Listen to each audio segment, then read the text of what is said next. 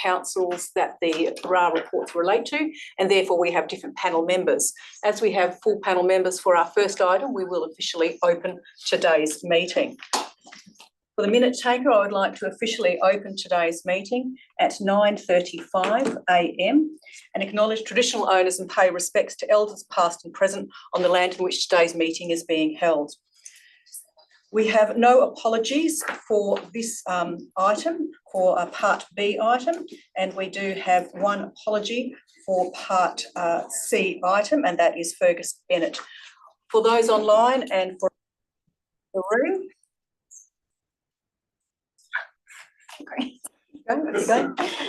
for those who are online, I'll just announce who the members for today's meeting are. To my furthest right, we have Councillor Andrew Sullivan. To my immediate right, we have Councillor Ingrid Van Dawson. To my furthest left, we have John Syme. To my immediate left, we have Leo Donoghue, Deputy Presiding Member. My name is Francesca Lafanti, Presiding Member. There are no members on leave of absence, and the minutes for this DAP meeting, as with other DAP meetings, will be available on the website. Members, we are now moving to Part B, dealing with the City of Fremantle item. Could I have a show of hands if you've duly considered all matters relating to Part B of the agenda? That is unanimous for the minute taker. Members, are there any disclosures for Part B item? Yes, as submitted. So impartiality interests as submitted. And mine is the same. Thank you.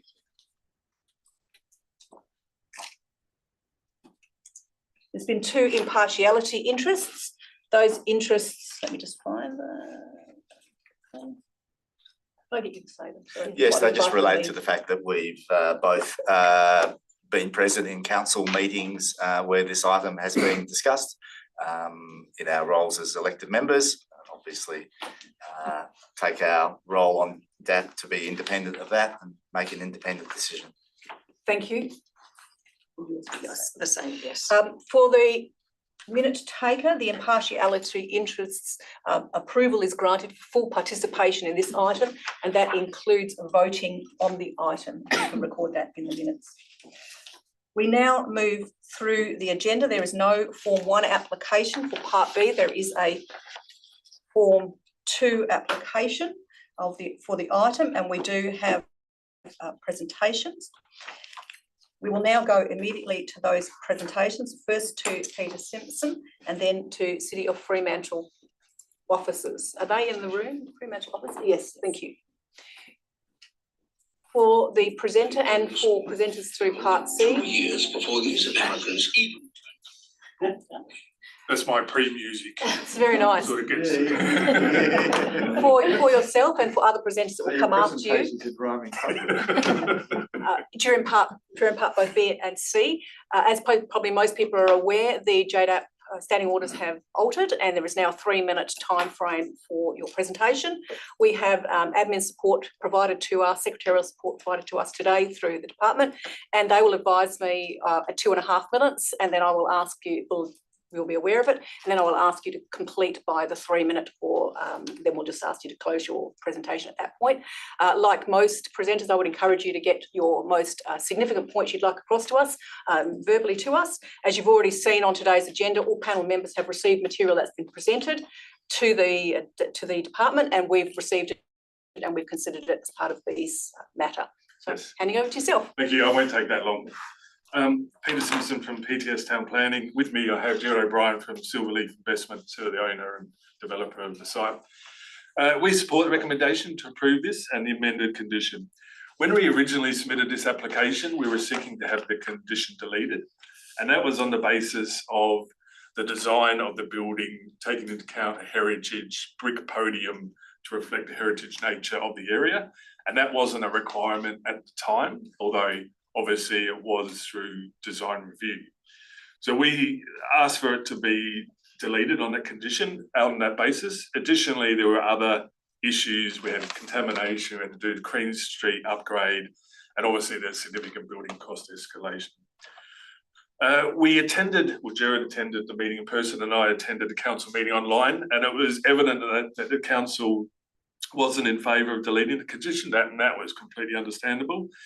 But what they actually determined was that they'd recognise the work that Silverleaf has done in the community and in Fremantle, and would make that a contributing factor to that condition of the public art and heritage. So obviously Silverleaf has done a lot in the community in terms of its developments. It's currently completed the landscape works at the Triangle Corner, which is the sort of ramp that leads up to the prison. That was done at their cost, $350,000 to $400,000. And that was not part of the heritage requirement or the public art requirement for that development. Additionally, they've done other works. They've done additional public art works in Manning buildings and also at the Westgate Mall. They allow artists to use their facilities when they're contacted by artists. So we believe that these matters should be taken into account in considering the condition, and we're happy that the council came to that view, that it's an appropriate way to consider their public art condition. The report goes and the recommendation goes into its compliance with the local planning policy. So what we're asking for you to do is for the DAP to support the council's position, and that is to amend condition 26 as proposed. Thank you. Thank you. So just to clarify, if I may, for the question, the RA recommendation has an amended condition. That amended condition is obviously different from the original condition it refers to in the agenda. Are you saying that the RA recommendation as it is written is what you're referring to when you refer to the amended condition? The council's recommendation, not the officers, which officers is at the end of the report. Yes, yes. So the council yes. one is at the start of the report. So we're referring to the one at the start of the report. Yep. The difference being that city shall accept a public artwork heritage work proposal where demonstrated that the owner has funded and delivered a conservation outcome of at least 140,000 consistent with clause 5 of LPP 2.19 in an area within the city's centre and surrounds contribution area LPP 2.9 to the satisfaction of the city. Yes. Okay, just wanted to be clear. That's what I understood you were saying, but sorry to labour on that matter. Any panel members have questions to this presenter? Yes. Yeah, are you happy that this will cover, I'm going to ask the same question of the city. You're happy that this will cover works already completed, because that's clearly what you're seeking. In terms of the condition, Yes. I suppose that depends on the tense of the condition, doesn't it? Whether it includes those works. Well, there is a reading which says it does, so Yeah. as long as are you happy with that? Yeah, and as long as obviously the city is comfortable with that approach. Okay, thank you. Any other questions to this presenter? Just one Yes. quick question. My understanding is that Silverleaf spent around about $400,000 on that project. Is that correct? That's correct. Any other questions from panel to this? Thank you. Thank you. We will now go to the officers from the city. And I understand, are you Chloe or Lucy? Chloe. Chloe, okay. Thank you, Chloe. Chloe, would you like to make any comments either to the RA or any comments in response to what you've heard today? Yes, thanks, presiding member. I will make a short comment just really to clarify that as has been stated by the applicant, the council's recommendation is separate to that of officers. Officers don't agree that the works that have already been undertaken on a different property, which is within a completely different context, is satisfactory to meet the intent of the planning policy. So from our perspective, the works that are undertaken on, and it's sort of colloquially known as the Triangle, it used to be a car park and it's in road reserve. It's within the convict establishment, which is a very different heritage context to this development site, which is more of a wool stores port influence on the other side of the city centre zone. So it's not read in the same context. The policy does talk to heritage works as an alternative to public art, but it looks at something within the proximity of the site. These works were also agreed between the developer and the council as a separate agreement. It was, I guess, led by the developer as an improvement to the forecourt and the entrance to that courthouse development site, not this development site. So it's, in our view, it's completely distinct. And in agreeing to those works being done on site,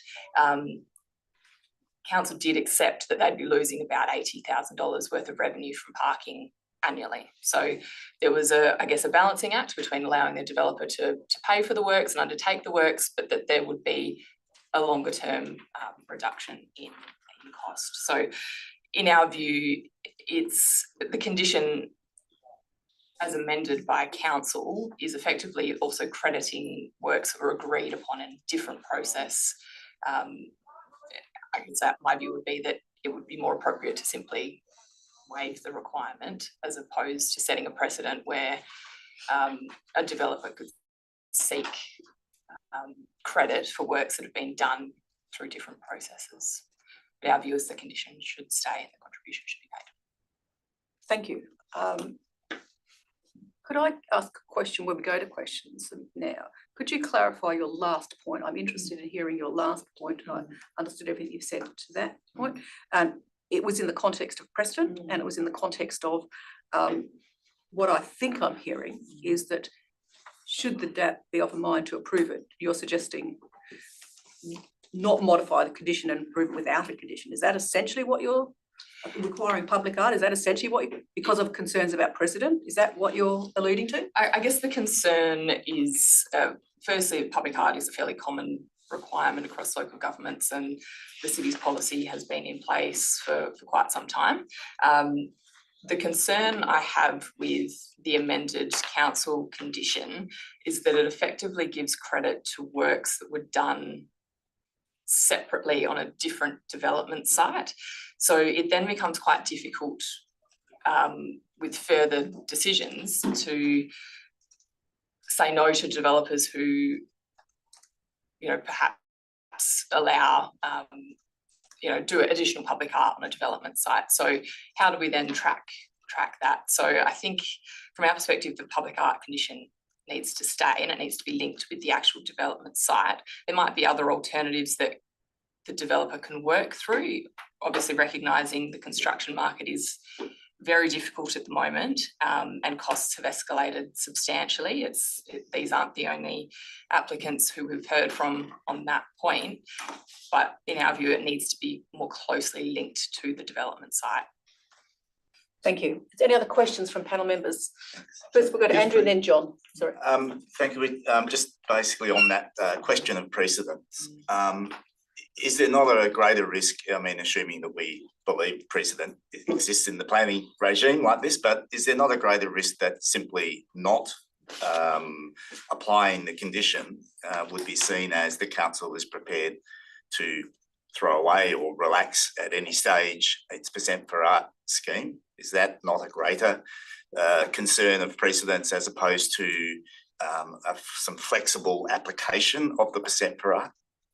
Look, potentially, but I think any diversion from it will open the door for, I guess, that negotiation. It also makes it very difficult if that interpretation changes over time for officers to give clear advice to applicants about what the expectation is under that policy. So while it might be recognition of the heritage component of that public art policy, the fact that the work's already been undertaken through a different process is probably the bit that I find difficult to accept.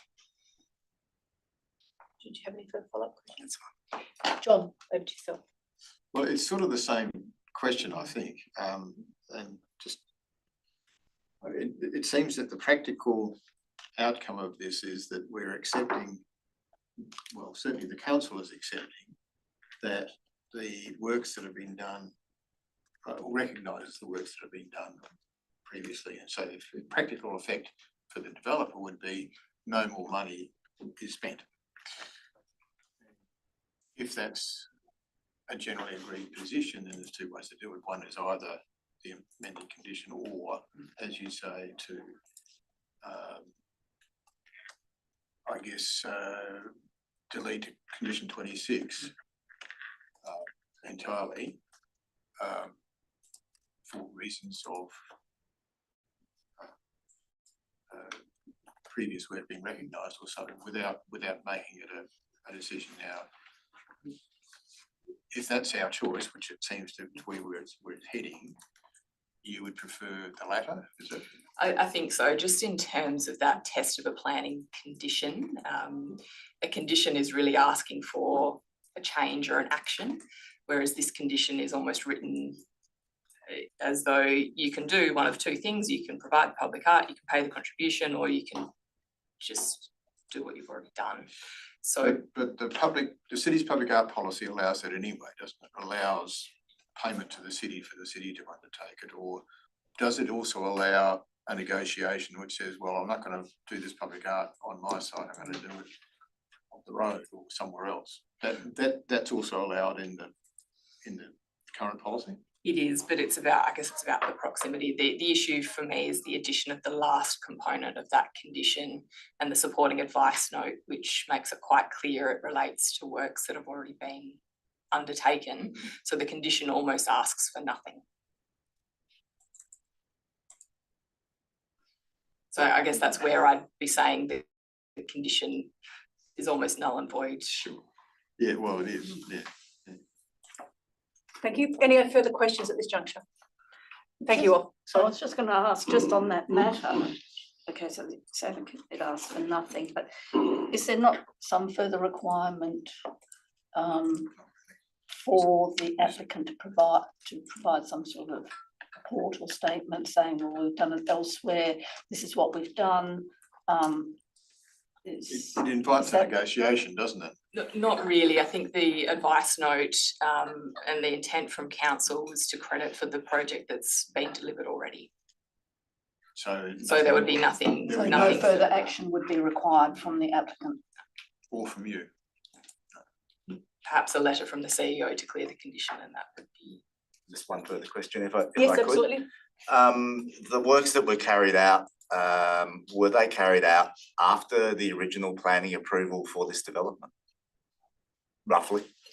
There's been a few approvals for this development, but this actual proposal, I'd have to look at the date. Well, I guess 2022 approval. Yeah, so those works were just completed. They probably took 4 months or something like that. So it would be fair to say that the works were carried out after the original planning approval.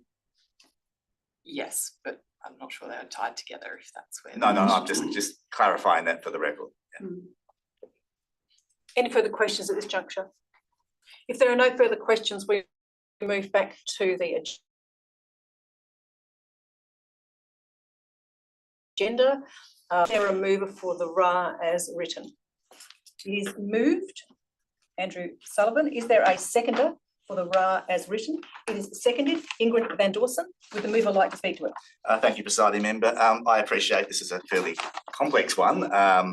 The council, when it originally looked at this, deferred the item because it was concerned, obviously, that it didn't want to erode the percent for art policy, percent for art and heritage policy. But it also appreciated the work that the developer had done, not just on this site, but also on other sites. As is written in the reasons for the council's amended condition, the reality is the developers in Fremantle, typically there are about 3 or 4 developers who are developing across multiple sites in what is a fairly small city centre area. And they very much take a campus approach. And what this recommendation is essentially asking JDAP to do is to take a campus approach in delivering the percent for art and heritage policy. The 2 main differences to what would be normal is the proximity issue. I just want to speak to that quite quickly. This development is on Queen Street. It's Cantonment Street and Queen Street intersection. At the other end of Queen Street, a very short 2-minute walk, is the Silverleaf's other significant development happening at the moment. And it is at the end of the other side of that development where we have the World Heritage listed area for the Fremantle prison. It had been for a very long time, decades, an aspiration of the city to try and re-establish a heritage interpretation works of the ramp going up to the prison. The ramp is considered one of the most important physical elements of the prison, and it had been an aspiration for the council to do those works, which included removing car bays and the loss of parking income and a whole bunch of other things, and it was always felt that that was a more important priority to get those works done. But the council could never afford to do that project on its own. And so it had been sitting there waiting for an opportunity to come along. But it is a genuine heritage project. I can't think of a more important public heritage works that needed to be done that as of recently couldn't be funded. The second, so that the question of proximity becomes a really important issue. The notion that every public artwork has to be immediately adjacent to the building in question is not something that I think public artworks officers would actually support. They would prefer the opportunity to be able to do public artworks in locations that made very considerable sense as to where they were located. And the same will be true of the heritage part of this clause. But of course, in planning, proximity obviously is an important tying together of works that are required through a planning condition and works that might occur off-site. I want to make the comparison between, for example, if we were dealing with this as a parking issue and the proponent was suggesting that they can't provide all of the parking on site, but they will provide the parking on another site through a contractual arrangement, and it was within reasonable walking distance and the like, we would probably apply a reasonable judgment to say that that was an acceptable outcome, so that the notion that it's a little bit further away from the site than what you might consider normal proximity might be considered an acceptable outcome in planning. And I think the same applies for this. We are looking at an area within the policy for the heritage and artworks policy. The policy is divided into multiple areas throughout the city. This is just one of the areas. There are about another 5 or 6 areas allocated. And that's my view, very strong view, that if the artwork occurs within that area defined for this particular city centre zone, if the artwork or heritage work was to occur within that, it would still be within the decision maker's capability to exercise that judgment, that flexibility. So I know that the artworks and heritage officers would very much prefer some degree of flexibility away from that traditional proximity of being right on the doorstep. And I think this is the right sort of outcome. The second thing I wanted to say, and it was very much my instigation at the council, so this is my view as opposed to a council position or anything like that. I very much took the view that the artwork in public places policies generally across the state shouldn't be unilaterally relaxed just because we're in a difficult time. I think if we're going to see a change in the way in which we, as decision makers, as local governments, as planning commission, implement artworks places, it needs to be holistic and universal. And there might be other ways to do that. It is, I think the developer makes a reasonable argument that a lot of cost impositions are put on developers of high density that are not put on developers of low density. And in fact, you know, low density is often subsidised, and yet the high density developers are actually often being told to put money into the public purse to do a bunch of work. So there is an argument perhaps that there is a different model that should be exercised. But that's not where we're at. We're decision makers based on the policies of the Planning Commission, of the local governments alike. And so relaxing the artwork in public places principles, I think is a dangerous precedent. And that is why the opportunity to look for some degree of flexibility was thought to be a better process, a better way of dealing with this. And in the context of, for example, this site, this is just one of the developments, probably one of the smaller of the developments across the land holding that Silverleaf owns. They own the entire street block. This takes up, I don't know, about 20% of the entire street block. The council, and certainly my view, was I don't want to set a precedent that says, let's just relax artwork in public places for virtually no reason at all. And that then starts to get applied across every other site.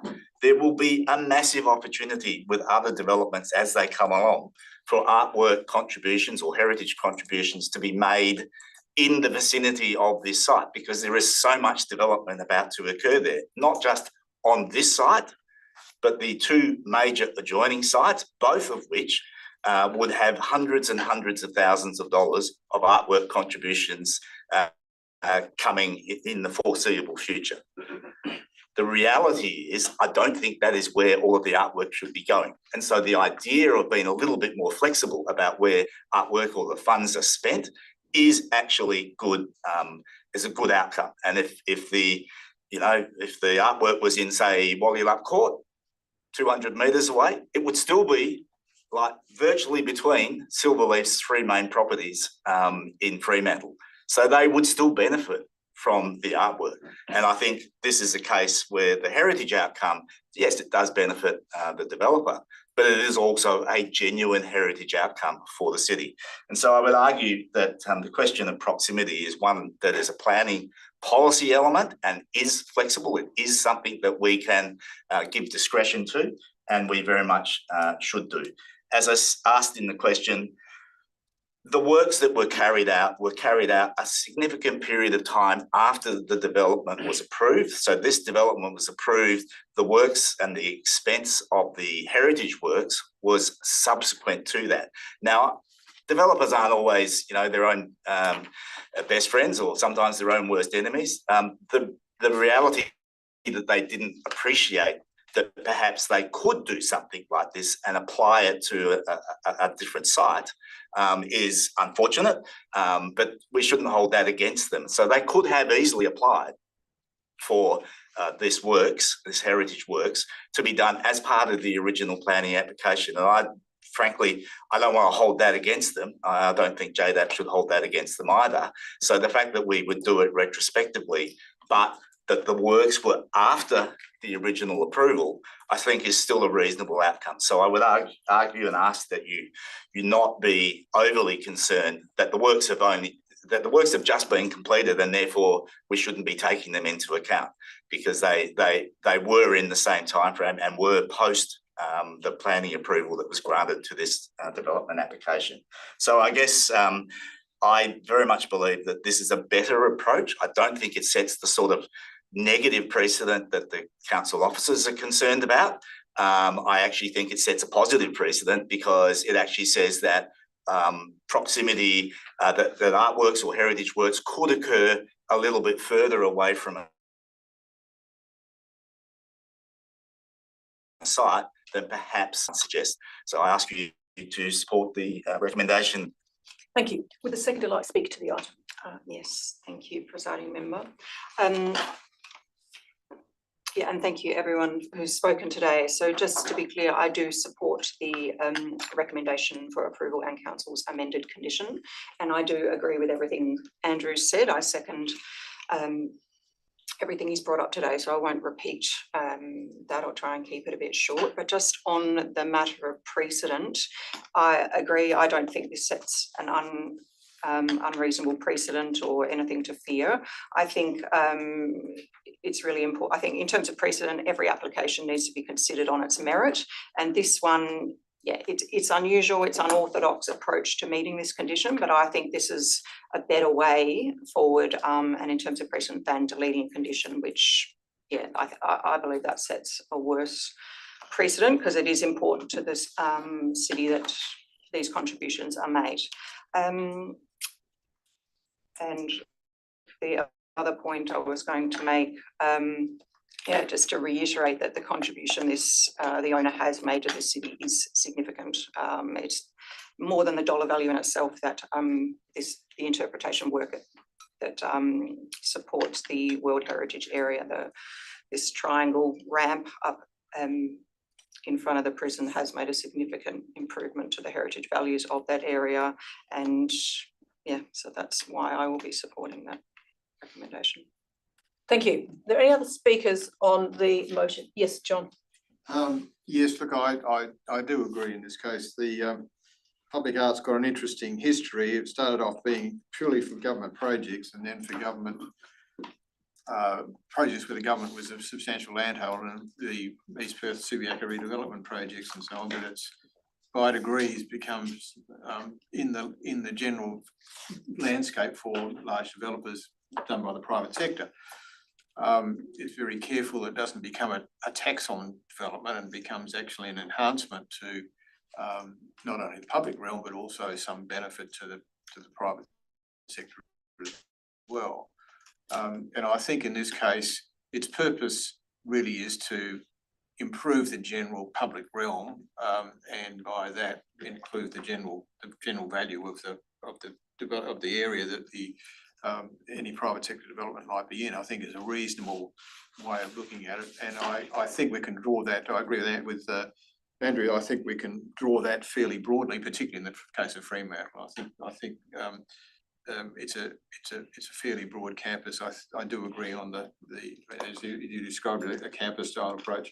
I think that benefits the city generally, and anything that benefits the city generally benefits each and every property within that. I don't think I agree. I don't think this sets a precedent. I think that the reasoning for it is clear, and I think we can support it. Thank you. Any other speakers on this motion? Yes. Look, I need to say that I agree with the comments made by the other panel members, and I'll be supporting the RAR recommendation for those reasons. Thank you. I will make a couple of comments following the conclusion of the presentation, particularly by city officers. It did make me consider whether or not it would be a better approach to remove the condition altogether in the context of particular precedent. However, as far as I'm concerned, Mr. Andrew Sullivan, the information and background that was provided in the context of Fremantle specifically as this is, and it's not in the context of anywhere else in any other site or any other location. This was a very informative piece of information that's unique to context. It's locationally appropriate. There's a campus style approach that's been taken in the area.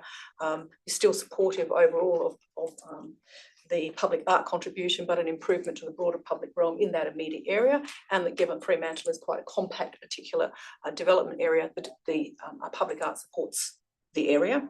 And in this instance, there has been significant heritage works undertaken that were considered a long-term aspiration for the city and a massive benefit to the broader Fremantle context, and that is considered in this particular matter. I would agree with the sentiments that have been said in support of the RAR recommendation as it has been moved. I'll move back to the move for right of reply and close of debate. No, that's fine. Debate is closed. Members, we are going to the vote. All those in favour? For the minute taker, it is carried unanimously.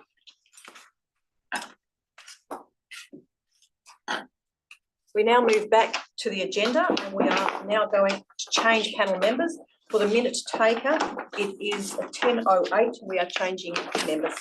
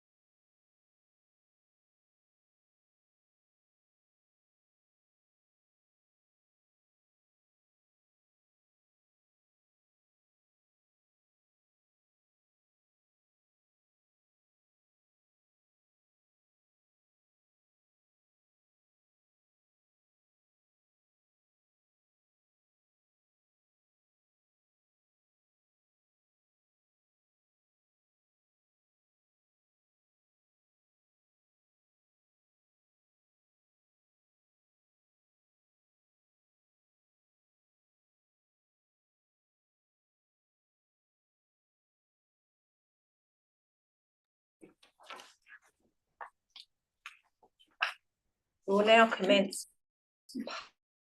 part C of today's agenda.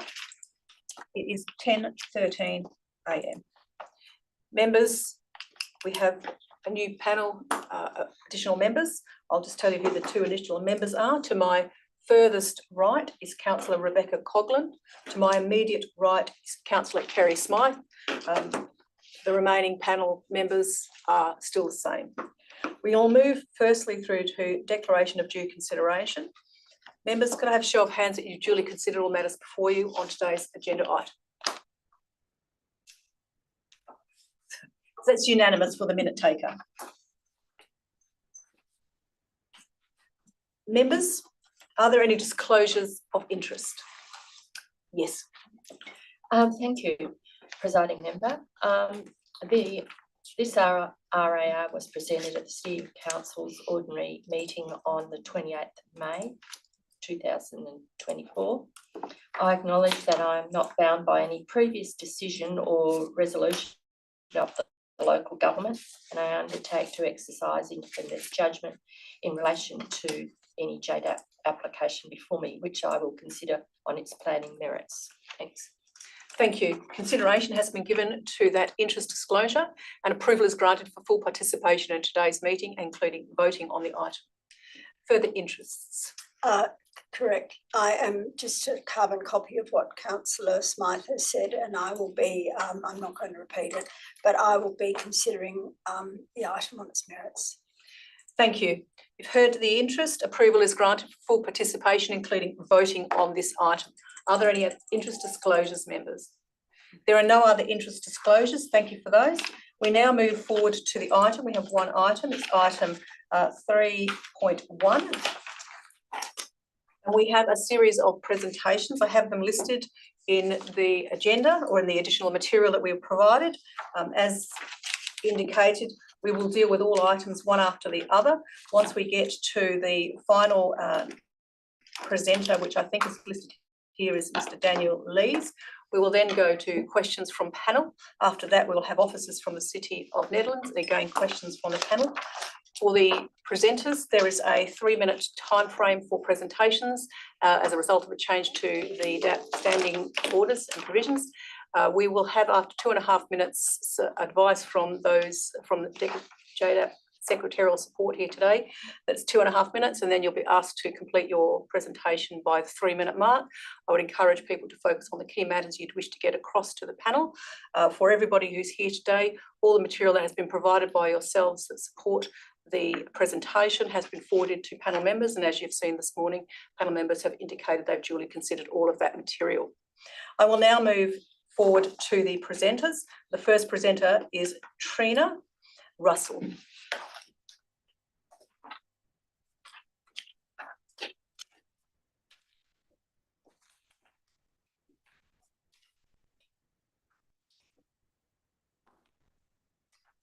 Morning, everyone. My name is Trina Russell. I'm a resident at 17 Kingsway, Nedlands. But today I'm representing my neighbour, Professor Bronwyn Stuckey, who can't be here today because she's attending a funeral. I'll read what she's asked me to read to you today. I strongly oppose the development application for 87 to 89 Broadway. The proposed development completely disregards the primary control provisions in the Residential Design Codes 7.3 Volume 2 for an RAC3 development with no design features to justify it. This is the third attempt by the developer to tweak the design in order to go further and further from the primary control provisions. On the 24th of March 2021, the MIN JDAP approved a 6-storey mixed-use development from the same applicant on the same lots with a plot ratio of 2.16, close to, but still over the primary plot ratio of 2.0. This new version of the development application, compared to the approved DA, is taller, wider, bulkier, reduced side setbacks as a building, with no gains in design excellence to justify it. The plot ratio of 2.69, I repeat 2.69, is not anywhere near the RAC3 code and represents 35% above primary controls. the size, bulk, over height, non-compliant rear setbacks, and reduced side setbacks is a development somewhere between RAC1 and RAC2, which is more in line with the zoning on Stirling Highway. I remind the panel of the precedent at 79 to 81 Broadway. The developers for 79 to 81 Broadway in 2020 put forward a design with a plot ratio of 2.49, 25% above controls, which was rejected by JDAP. That panel in 2020 contained very much the same members presiding over today's decision. The basis of that rejection was its blatant non-compliance, and the developers subsequently revised the design by reducing height, increasing setbacks, and reducing the plot ratio, even though it was still 10% above controls before it could be approved. This development application goes even further than the rejected proposal for 79 to 81 Broadway. And thank you. I trust in the JDAP that this will be similarly dealt with. Successive development applications are pushing the envelope of plot ratio further and further, and has stopped for the preservation, and has to stop for the preservation for some amenity of the surrounding areas. I'm here today to represent my neighbour, because that's what good neighbours do, and we're asking for our developer friends to do the same thing.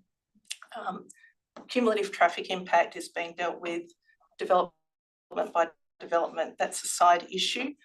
The primary ask today is that you enforce the primary controls provisions. Thank you.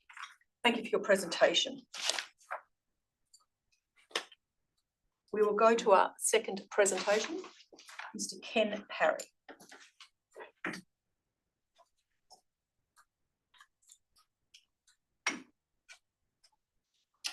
Hello again.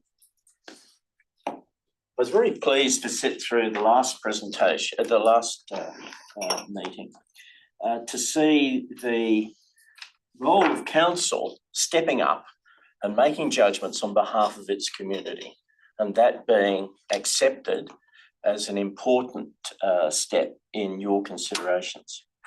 Which brings me back to today. The answer is no. Everybody said no. I don't see any basis for you not to agree with them because of who they are. You cannot condition away bulk and scale. It's just not possible. The value of the bulk and scale that's generated here to the developer is some $2.5 to $3 million in my view. Right.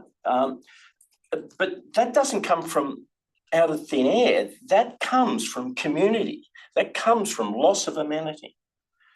It's not free to give away. It's not within your power to gift that. You are trapped inside a system which is failing. Council meetings are now regularly packed by people who are pissed off because they're frightened about the value of their own properties. And the reason is because of the administration coming out of this building in providing the rules for you. You are operating inside the rules. You don't make them. I feel for you, as my very first presentation to you some many years ago now indicated, I thought you were underpaid and overwhelmed, and I'm afraid that's still the case. The developer's argument is, gee, it's tough. We need to make money. I'm sorry, that's not relevant to you. The economics of projects is not relevant to you. When I was running the Department of Minerals and Energy, we never were kinder to people who were bad operators, who didn't make the right decisions. I'm sorry, our job was to protect the wealth of the community of Western Australia and the value of their minerals. That's where you are today. I urge you to take the big picture view, and that is that this is an overreach and you cannot condition away bulk and scale. So thank you for your very short 3-minute time.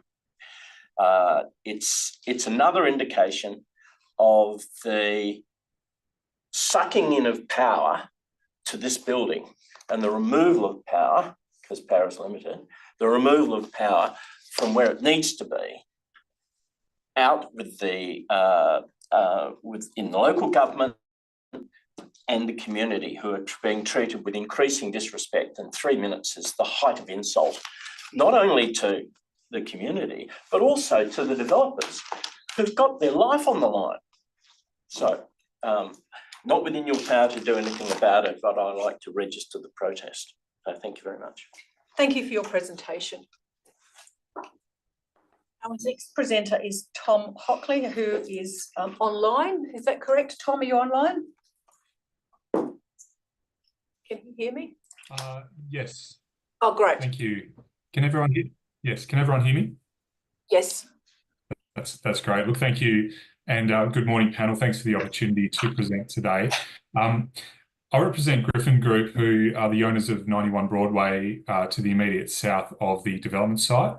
Our client's property has approval for a 21 metre high mixed-use development, which will be directly affected by the proposal for the reasons outlined in the submission attached to my presentation request, which is included on PDF pages 13 to 26 of the Part C documents. But in summary, the proposal before you today is seeking to maximise the development footprint across 2 lots with a total frontage of 40 metres. This will result in a dominant built form that is not in keeping with the envisaged character of the locality and will adversely impact the amenity of the adjacent development. This impact is exacerbated by a design which is significantly over the height and plot ratio requirements. As the development is essentially uniform as it increases in height, with significant encroachments into the side setback areas, no relief is provided to the mass of the development on the streetscape nor from the perspective of adjoining properties. On its southern elevation, rather than including open-style balconies that provide a level of visual interest and articulation, the development footprint is maximised through the use of full-height balcony screen walls. These screen walls create substantial bulk at the interface with the habitable living spaces on the northern side of our client's property at 91 Broadway. The top floors of the development will also be clearly visible from the upper floors of our client's development, and the proposed height will directly contribute to a loss of solar access and direct sun to this adjoining property. A building of this scale ought to achieve a greater level of compliance with boundary setbacks and building separation to adjoining lots to compensate for a loss of internal building separation, which would have otherwise been achieved if the lots were developed individually. By comparison, the approved development at 91 Broadway on a single lot with a 20 metre frontage steps back at the boundary as it increases in height and has been carefully designed within the constraints of a narrow lot. We say the cumulative impact of the proposed variations in the context of the overall development represents an unacceptable development outcome and fails to meet the principles of orderly and proper planning. For these reasons, we seek DAP's support in upholding the officer recommendation to refuse the proposed development. And one final point in finishing is just to highlight that we can't preempt what the UWA QE2 Specialised Activity Centre precinct may or may not provide in terms of planning and development outcomes for this part of Broadway. What's relevant to the current proposal is the adopted planning framework, which identifies the site for low to medium rise development, which we say is not reflected in the current design. I'd be happy to take questions. Thanks. Thank you for your presentation. We will now be going to our next presenter, Mr. Paul Simpson, Aria Land.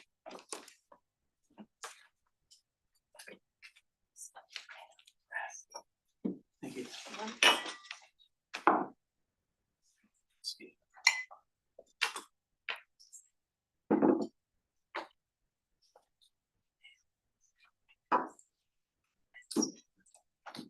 Good morning, presiding member, ladies and Mr. Syme. My name is Paul Simpson, Managing Director of ARIA Land. For the past 5 years, ARIA has been acting as for the proponent of this project, Blue Waste Group, which is also the company behind the nearby recently completed projects of 139 Broadway and 5 Hillway, as well as that proposed for 95 Broadway, 20 metres to the south of the subject site. As you'd be aware, a DA was approved for this site and for 95 Broadway some 4 years ago, after which full marketing campaigns resulted in the sales of apartments in those developments, more than adequate to raise construction finance for the anticipated required to proceed with construction. So why are we here today? As you'd be aware, multi-level residential construction prices have risen by over 40% over 21 to 23. And that resulted in all the pre-sales of apartments in those two buildings being at prices actually below the cost of constructing them. As a result, we've had to rescind over $50 million worth of contracts and return the deposits of a lot of very disappointed buyers. Updated feasibilities for the new sites, which are reflecting the latest construction costs, show that the only means of these two projects being economically viable is for the saleable area of each to increase. Whilst the viability of these two projects is not something that a town planning framework contemplates, it is a fundamental issue of which we respectfully suggest the city and this panel should be cognizant. The brief to our architects, Hassel, was to design a building of architectural merit and efficiency that adheres to the setback and height limitations as much as possible, yet minimises the perceived overall bulk and scale as seen by our neighbours. However, just as importantly, the development needs to entail a specific minimum saleable area to achieve that commercial viability. The RAR provided to you doesn't go to any effort in clarifying that the setback encroachments are, in the main, minimal. The side and front setbacks are typically greater than the setbacks that were approved by DAP for both the nearby adjacent similar developments at 7981 and 91 Broadway, and that the overheight component of the building can't be seen by any of the immediate neighbours. The environment in which we are now operating includes the clear and firm objectives of Minister Carey in trying to do whatever we can to address Perth's severe shortage of residential accommodation. Sometimes that may need to entail flexibility in the interpretation and application of town planning frameworks, which in many cases are not representative of the changing times, the public demand for housing and the state government objectives. Without that balance being achieved, this site will remain undeveloped and the old and decaying houses on it will remain vacant. We need to ask ourselves, is this the intended future character of the street? Thank you for your understanding and support. Thank you for your presentation. Our next presenter. Excuse me, are we allowed to ask questions? We were going to go to complete all the presentations and then questions to all of the presenters. Our next presenter is Mr. Alex Jones. Did you want, and then we've got Mr. Daniel Lees. Thank you.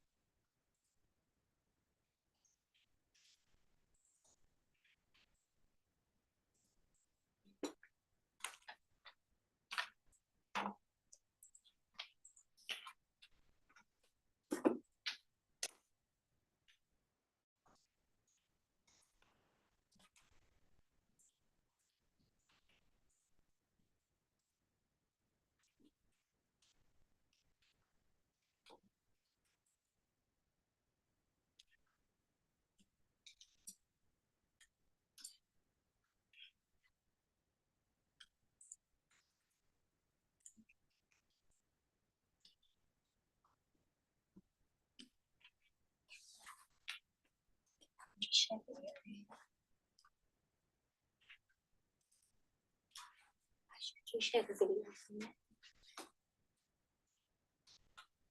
Oh, it's already on. Good morning, members. So I'm here to talk about the architecture of 89 Broadway. The proposal is a very high quality architectural form and outcome that is wholly in keeping with the emerging characteristics and mass and scale of the emerging context along Broadway. This is an interesting diagram because it actually shows it in the context of the approved 91 Broadway to the south, immediately to the south, and 79 and 81 Broadway to the north, which is of a very similar scale. And the image to the bottom shows that the proposal in context with that development. Of course, we have extensive landscaping, both deep soil and on deck landscaping throughout the development, but I won't dwell too much on that because what we're really here to talk about is the is the approvability of the scheme in the context of the actual mass.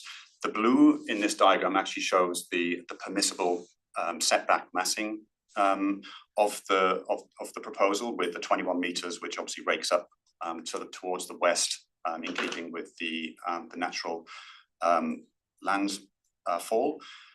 This is the next slide, actually shows the same mass and some minor encroachments of the proposed form, especially with the upper level, but that is significantly set back.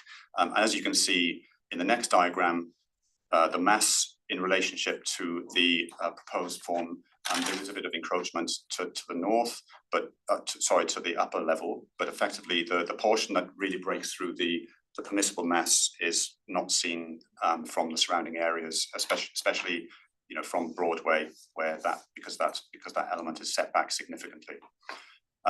This elevation shows the south elevation of the proposed development, showing the orange zones that are encroaching on the setbacks, but predominantly to Broadway to the east side of that elevation. And those are largely being encroached by generous balconies.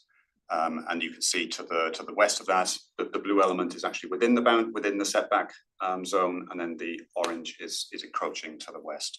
So not a huge amount of that elevation is actually encroaching within the setback. Similar view to the south, again showing the orange being the encroachments and the blue showing the mass within the permissible envelope. And similarly, we believe that the approved 91 development to the south is similarly encroaching on that upper setback to the north along our boundary. So it's an equitable approach in terms of that boundary condition between the two developments.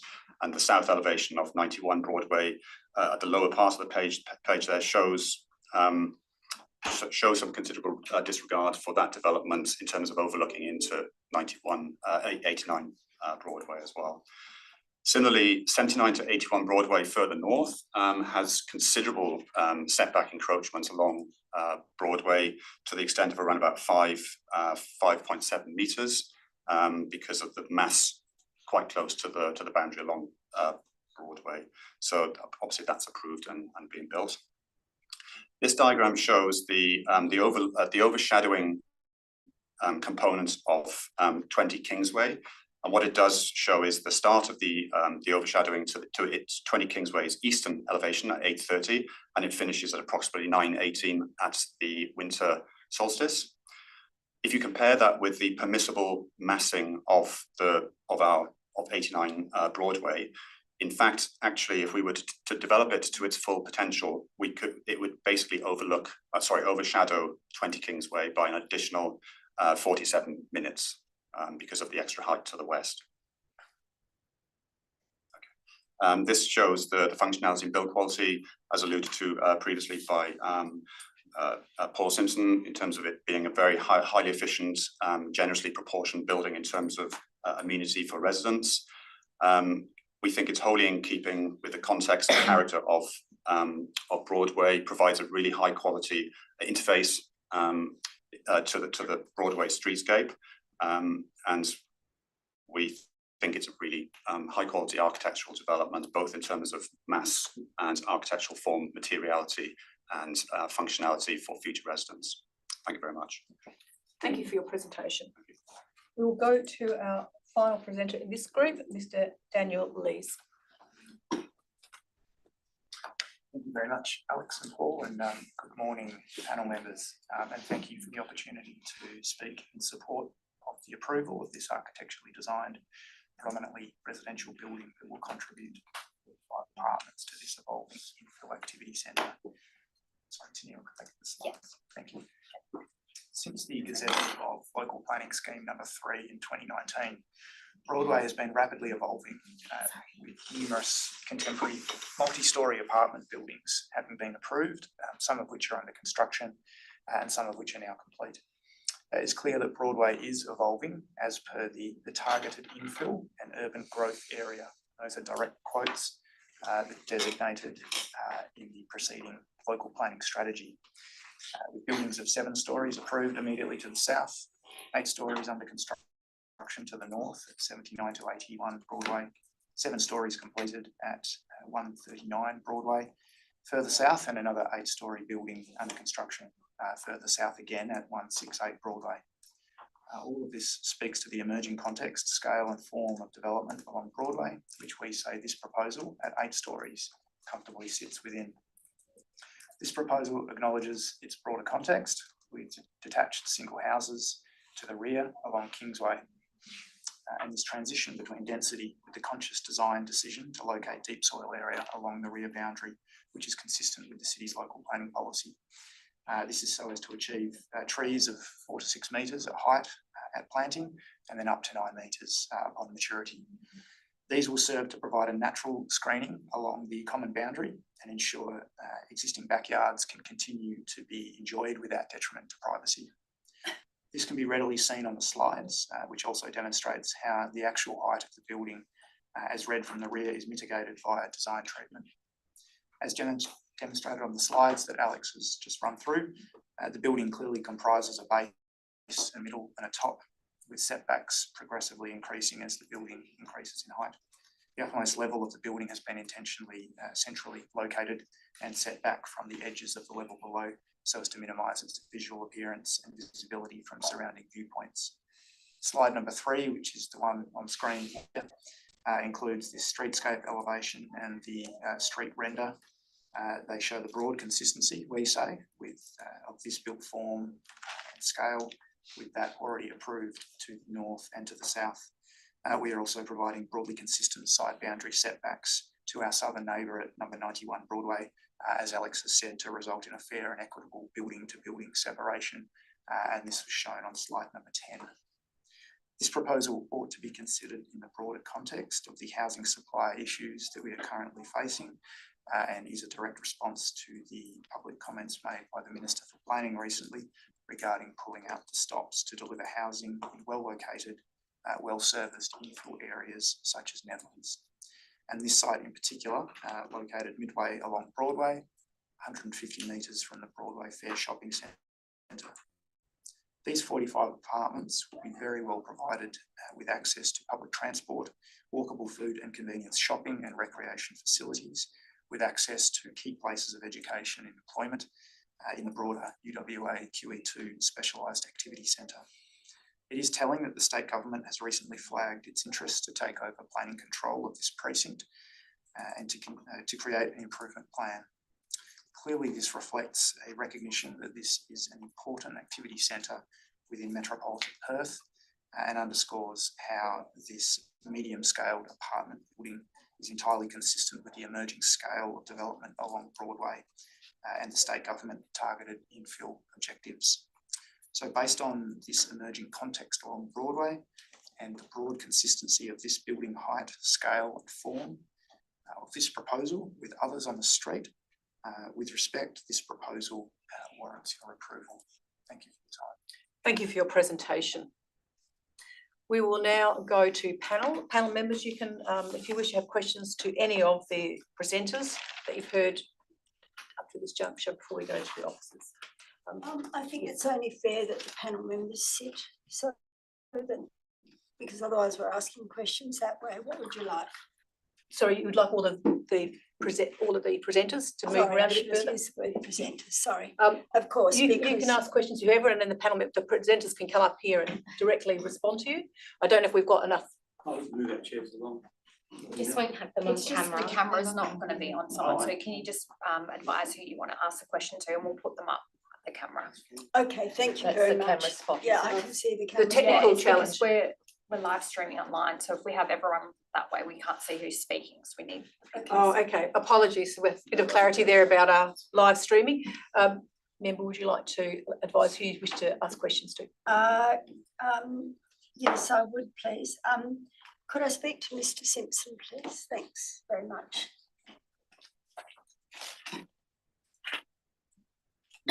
Thanks very much for coming to speak to us today.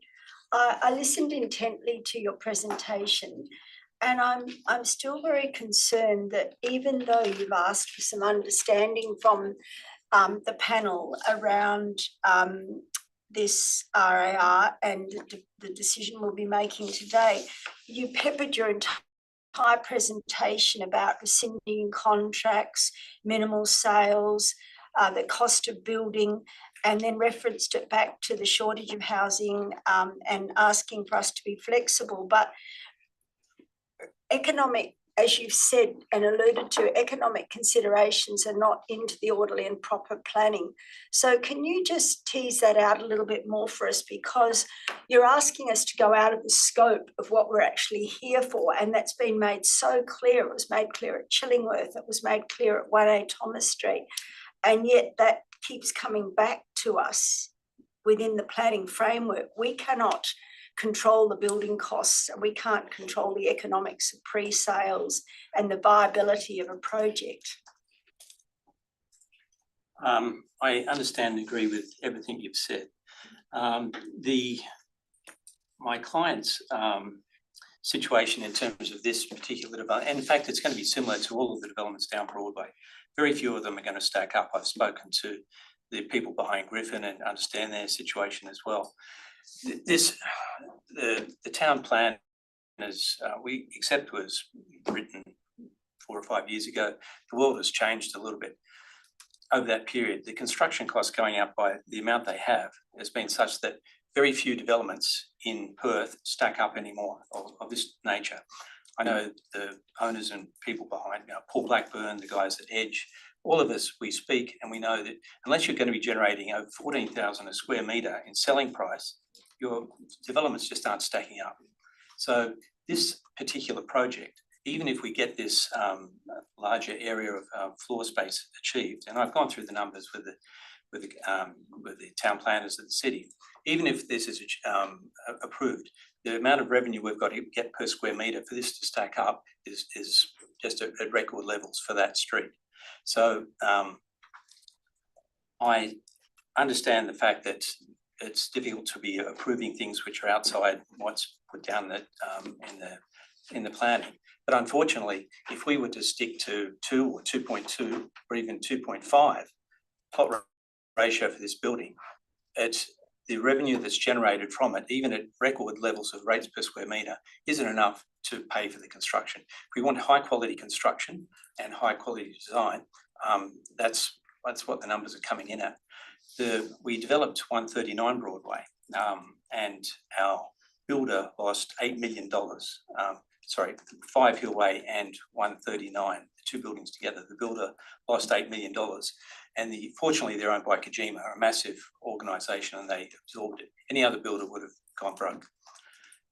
The investors in that project, Blueways, had to also put in another $8 million, otherwise the builder would have lost $16 million. We're operating in a completely different environment than we were a few years ago, and nothing is going to be built.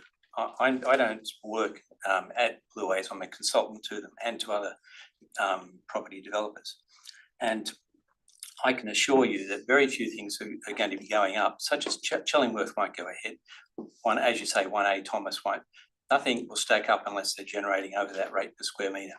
Now, if we were only to put a plot ratio of 2.4, 2.5 on this site, even then, it's not enough revenue has been generated to pay for what we're trying to put on the site.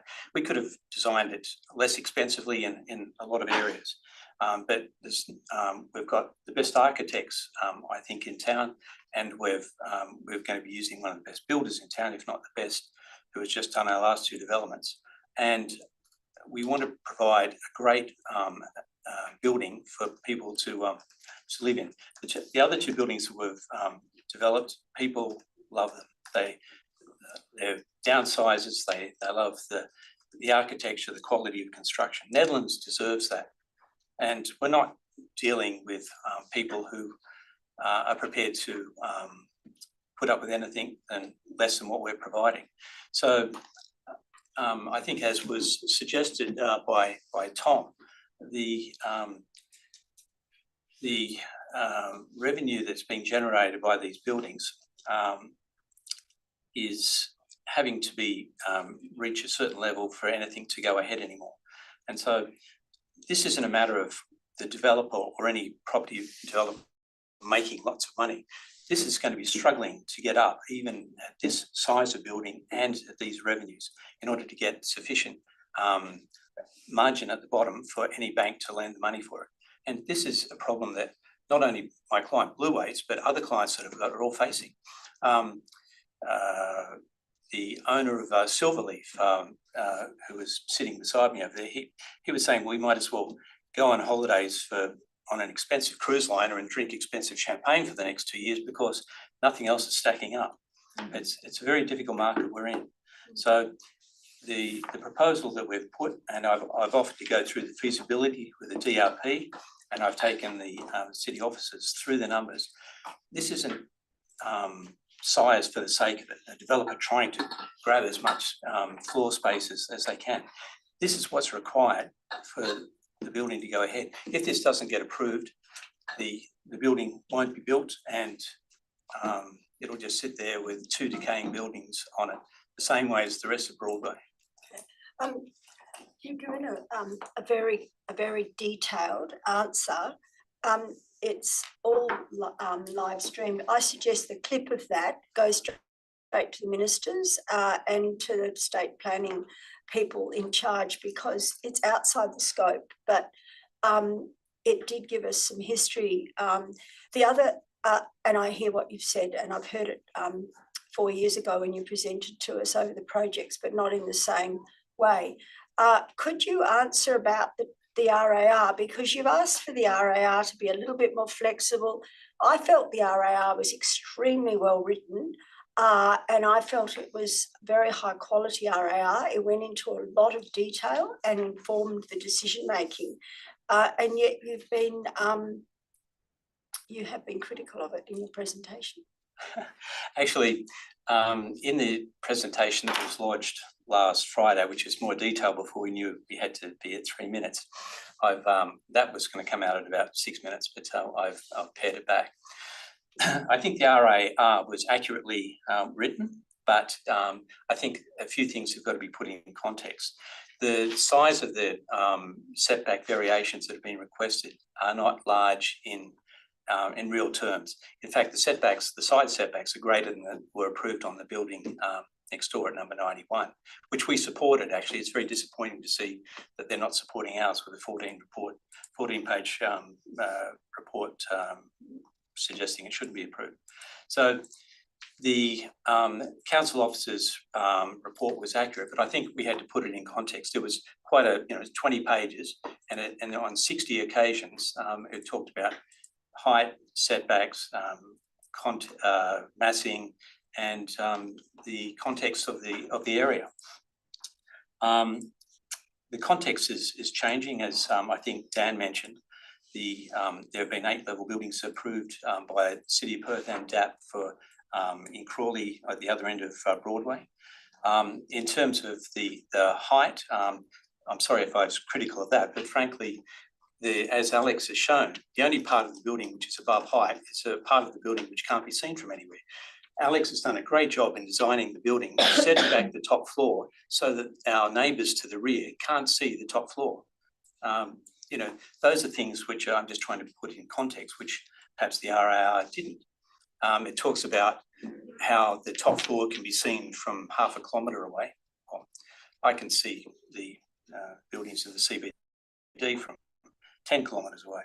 It's not relevant. The neighbours to the rear can't see the building, and it was specifically designed that way. The side setbacks are consistent with what has been approved for next door, and the eastern setbacks are consistent with what's been approved all the way down Broadway. Nobody really needs the building setback of Broadway. In fact, people want eyes on streets, and we've got balconies out there, so people have got eyes on the street. So much of the setback encroachments are in fact balconies, where people are sitting out the side looking over. The rear balustrades are all opaque glass, so people can't see in. So I'm not necessarily critical of the RAR. I'm just trying to put it in context.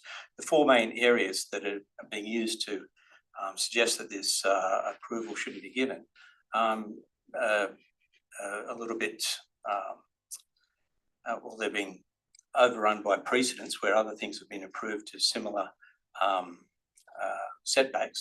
In terms of the plot ratio, I think everyone here knows that plot ratio is a very crude tool for measuring the size of the building.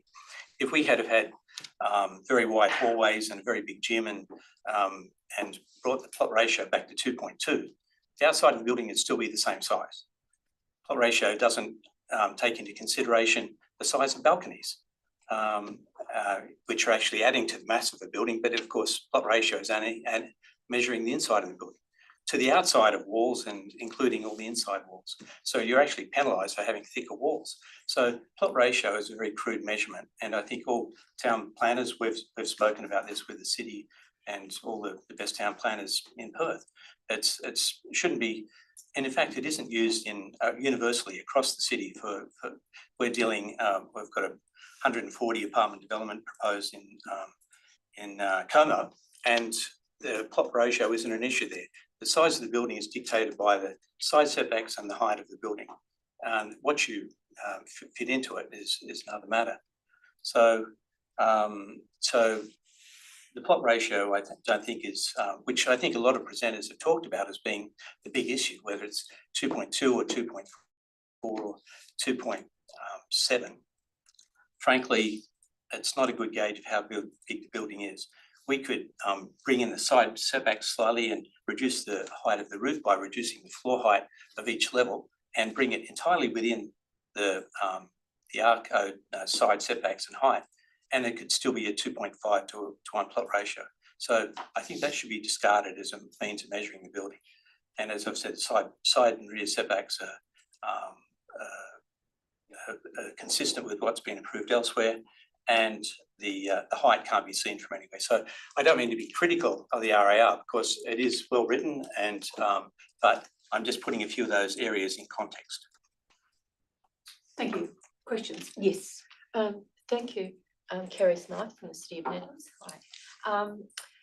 I'm really concerned about the way that the city has been faced over the last 5 years with all the construction sites, the demolitions, and then things not going ahead. And I read in detail your presentation, which talked about the losses. I think $5 million you mentioned in your, along Broadway, and you spoke about it just then. What I'm wondering is how do we actually get a result? Is it that these types of constructions are massively overreach for what we can do in this economic climate? And should we be lowering our sights and not having massive, expensive double-storey basements and, you know, car parks for 80 cars and all that, the expense of all these getting ready with all the reports? I mean, there's a massive amount of upfront cost. To repair the city, should we be, is there a place to actually downsize the buildings that are trying to be built to a lower density? Well,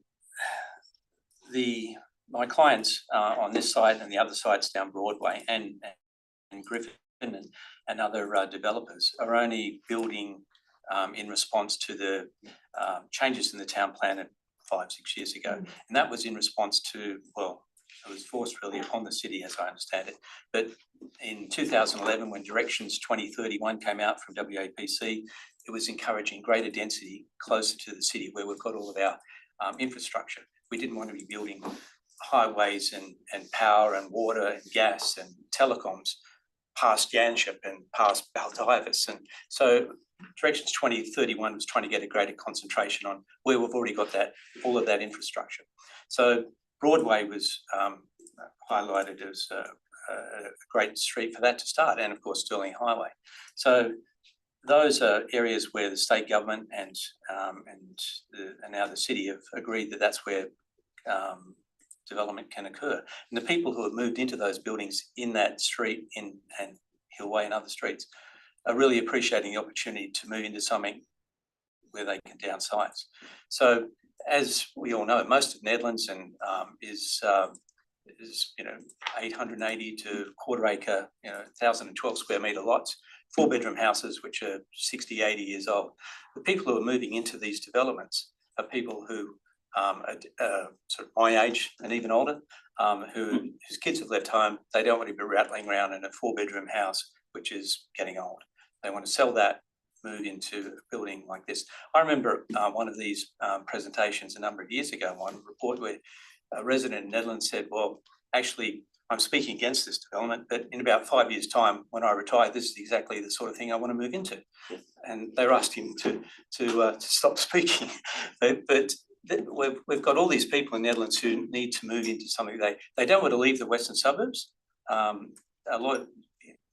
I think that if you speak to anyone who's lived in the western suburbs, which I think a lot of us have for many decades, it's difficult to say, well, if you want to downsize, you're going to have to go outside the western suburbs. But there are very few spots which have been zoned for this level of residential density. Yeah. Yeah, I understand what you're saying, where this started 20 years ago in the more compact city strategy. But what I'm asking is this, by making this bigger and denser and more buildings, and more apartments, is that really what your market is? Would it be better to go less dense? You know, you're going to 47 apartments, and I think next door it's only about 20 apartments. Is that really hitting the market? Well, could you get another formula and be successful? Well, Council, that's a very interesting question, because the whole market has been changing over the last year. We're dealing with selling agents all the time. Because of the construction costs having gone up, now the selling prices are going up in an attempt to be able to pay for the construction prices. But that price point is pushing the apartments up to a level which people don't want to pay. So in fact, the original scheme for this site was 32 apartments. Now it's 45. So not only have we got the extra 2 floors, but the apartments have needed to go smaller. The price point is such that, and in fact, we're currently developing, Alex and Dan and Lewis and I are currently developing plans for the site at 95 Broadway, 20 metres to the south on the other side of 91. And we're looking at smaller apartments again, even down to studios, because the price point, people aren't prepared to pay this $14,000, $15,000, $16,000 per square metre. Your 100 square metre 2-bedroom apartments, $1.6 million. That's a lot of money. So the number of apartments is a reflection of the size of them needing to reduce for them to be affordable and to be saleable. Okay, thank you. Any other questions at this juncture? I've got more questions for other presenters. Absolutely, yes. Mr. Simpson. Yes, would you like him? I'd like to ask Mr. Perry some questions, please. Oh, let's go to Mr.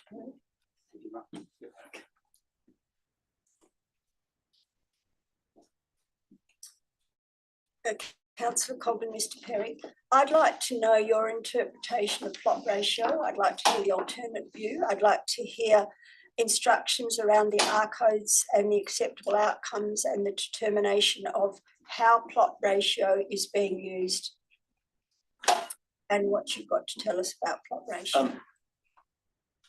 The easiest way to do that, in my view, is that I accept all the flaws about plot ratio.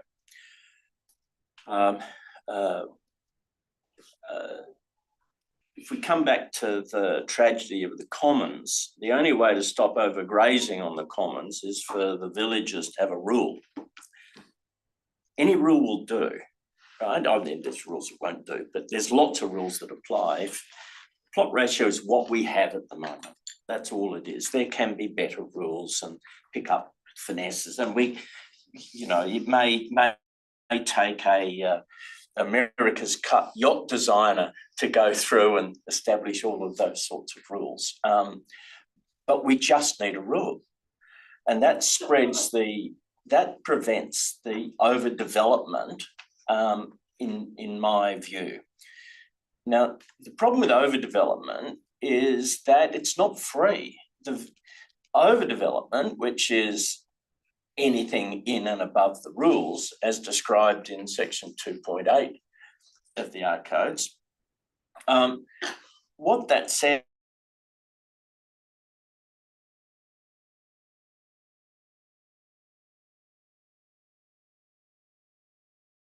is, hey, look, you can have development incentives. They're not rules. We're not a rules-based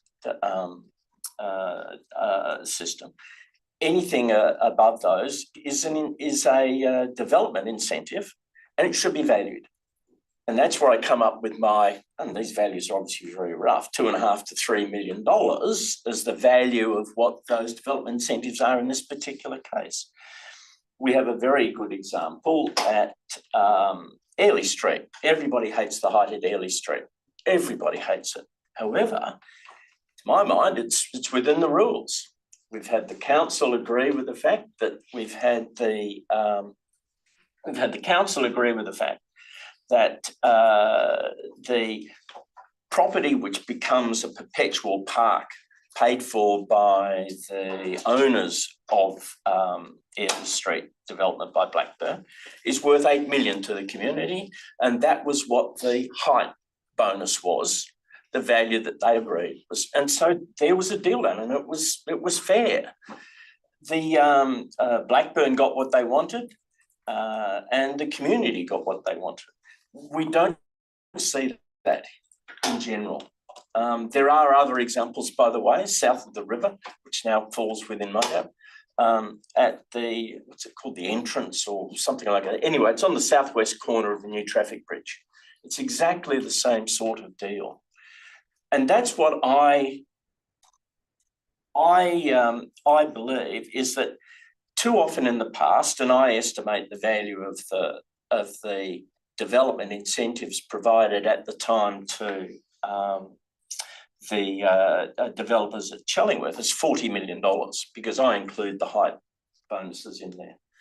$40 million with that, at least they made some sort of attempt about saying, oh, well, this has community benefits, but it was way out of scale. All I'm after is for the rules to be applied. My mates in the valuing industry say, we don't know how to value a property anymore.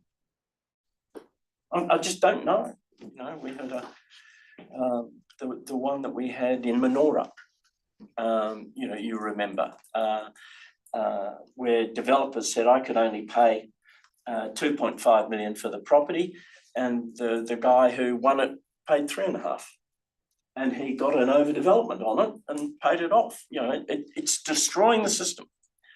And we've got no guidelines, and I put the problem down not with the people around this table.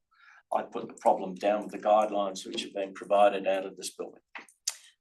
Did you not have a correspondence though, which you have shared, that said that plot ratio can be used, and that's why we're talking plot ratio, that plot ratio? Well, look,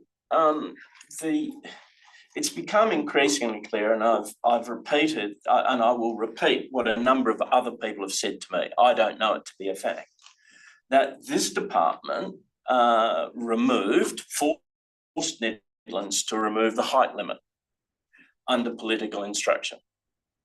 Now, having run a government department, that's one of those, well, Minister, that would be a very courageous decision, because removing the height limit along Stirling Highway Nedlands only has no justification. Remove it along the whole of Stirling Highway, you might be able to justify that, and that might be a reason. But just Nedlands, because you didn't like the way they acted? I don't think too many people liked the way Nedlands acted at that time. But that's just not on, right? So it all comes back to the rules which are coming out, the system which is coming out of here, and all of its flaws. There's no principles involved. And without guiding principles, extremely difficult to consistently exercise discretion appropriately. And hence all of the decisions that I could go over and over and over, that just don't make sense. Chellingworth being kindest to my heart, because I live right next door. Any further questions you have? What are we going to ask officers of the City of Nedlands, or are they going to? Yes, once you finish with this initial questions, then we'll have city officers, and then you can go and ask questions again to any of the presenters or Yeah, Mr. Hockley is online. Thank you. I think we're going to question to I Mr. wanted to Hockley. ask Mr. Sorry, Parry. before we go, I'm going to ask you to, Mr. Parry, I think we're going to ask you to stay again because we have a second question to you. Thank you. In your presentation, you mentioned the improvement in content of the presentations and submissions that have been put in by the community. What I'd like to know, if in those presentations, besides the technical aspects of it, I want to refer to the question I asked the other presenter, and that is about the economic situation of the decay and demolition that's going on and staying in the city of Nedlands. Have you had commentary about that and the perhaps aiming for a lesser dense I development? understand what you mean. Planning is a wonderful arcane science. It's really detailed, and some of the work I've been doing over the last 3 or 4 weeks, I mean, I've come to a much greater understanding of the detail of the condition work that you in particular do. I mean, it's really detailed, but you need rules to remain in place and only evolve slowly so that the industry and the community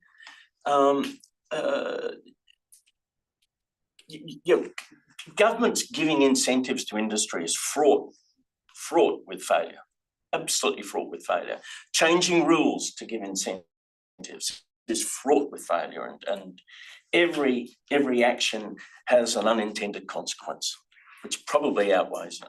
You know, stability, and then let the people in the market sort it out. They're much better at working things out than ever the bureaucracy can be.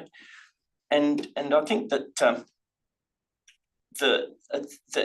there's just danger involved if you get involved in economics. You just can't let the markets. We have a crisis, a housing crisis, but it's not a land crisis. But it's a building construction capacity crisis. That's the thing. And what are you going to do about that? What are you going to do about that? You know, it's not your job to do anything about that, right? It's a building construction crisis that we've got. And because we've got lots of people coming in and all that sort of stuff, the demand, right? That's the issue. And it's not in your purview. It's not, just stick to the rules. That's what people rely upon. You are both the judge and the jury. You know, very onerous obligations on you to do it with scant guidance coming out of here. Thanks. Any further questions to Mr. Ken Parry at this junction? Thank you. We'll move on to Mr. Hopkins, thanks for your excellent presentation. Can you just expand a little bit more about the non-compliant areas the areas that you're most concerned about that we have within the planning framework? The shadowing, because of the R code, it's a bit harder to work with, but can you just tease out your top 3 concerns from your presentation, please? Yes, thank you for the question. Look, I think our main concerns has been spelled out in our submission, but they relate primarily to building height, side setbacks, and plot ratio, and in a sense they all relate in a way.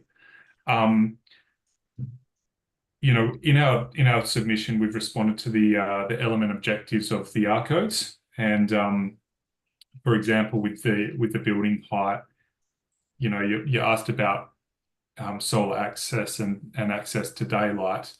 The increase in building height obviously does have an impact on solar access for the upper floors for our development, and in relation to side setbacks, we have a situation here where I guess the proposal is similar to the existing approved development, but I suppose what we were able to do with 91 was account for the side setbacks and respond to those as part of our Griffin's design at 91. Whereas in the current situation, what we have is a 3 metre setback carrying up an additional floor, plus two, plus an additional floor above that's set away, resulting in a variation to building height and an increased variation to boundary setbacks as a result of the additional height. So, when you're factoring all that in relation to height, plot ratio, and side setbacks, what's effectively happened is on the previous design you had a building that was, I suppose, quite, maximised the side setbacks, but it was within the building height. But now what we've got is a building that is over height, well and truly over plot ratio, and continues the same side setbacks. There just doesn't seem to me to have been an attempt to mitigate those impacts on adjoining neighbours and increase separation between buildings, and in my view, that's to the detriment of my client's property at 91. So, yeah. Yes, there's a follow-up question on that very matter. Yes. Yeah, thanks, Mr. Hobley. Mr. Jones gave us a presentation which has got a comparative setback of 91 and also of his property, and his argument is it more or less mirrors it. The setbacks are pretty much the same. Can you respond to that? Because it looks like you've got compliant setbacks up to level 5 on both sides, and then non-compliant setbacks for both properties as at level 5. A, is this the case? And B, how can we take your other issues? How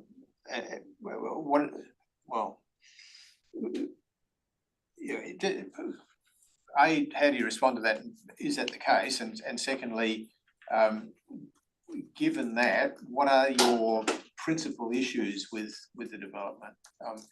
Setbacks being one of them, and I understand the issue of overshadowing, but what are the other ones?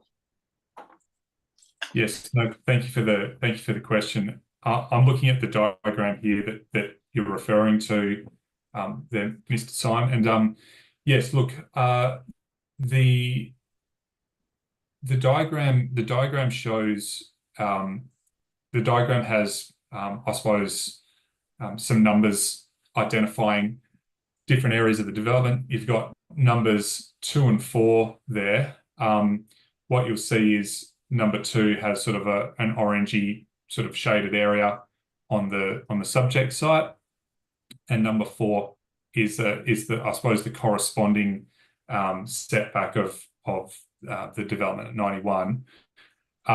You'll see that the development at 91 it does step in slightly from the side setback separation of the floors below, and the reason it did that was on the previous proposal, the level at number 2 there that you see was the top floor essentially of that adjoining property to the north, and so the stepping back in of the I suppose the northern elevation of number 91 at that location mirrored the stepping in of the development at to the north there. So what happens now though is that the previous setback of the subject site now carries up an additional floor to where that number 2 is there, and then steps away at levels 7 and 8. So I suppose the separation between built form that you previously had between the numbers 2 and 4 is now reduced due to the fact that the southern setback is being carried up that elevation. Probably the other point to make is that the floor plans of each level, let's call it each tower level of 91 Broadway, include balconies at the front and back, or balconies at the east and west of the northern elevations, which from memory were unscreened, and then the built form kind of in the middle sections of the floor plate of those levels. When you compare that to the proposed development on the subject site, what you have is essentially a floor plate that carries all the way through from east to west, that we say contributes to the, I suppose, to the bulk resulting from the setbacks that have been proposed. And look, when you say bulk, in that regard, when you say bulk, what do you mean? So the bulk of the southern bulk from what perspective? The bulk of the southern elevation from the perspective of the apartments to the south at 91 Broadway. Okay, so you're concerned about the bulk of the people at 91 as they look north. Look north, yeah. Okay. Yeah. And yes, look, I acknowledge that the side setbacks that have been approved at 91 are similar to what is being proposed here on the subject site. But the difference is what we have is a single lot, 1,000 square meters, 20-meter frontage.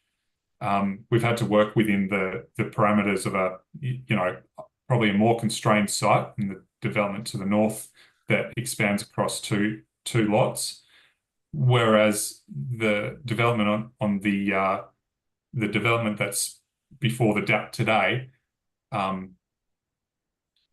essentially maximizes the floor plate across those two properties, without any, I suppose, breaking the built form through the center of the site, which could have otherwise been achieved through creating additional setbacks to the southern and northern boundaries. So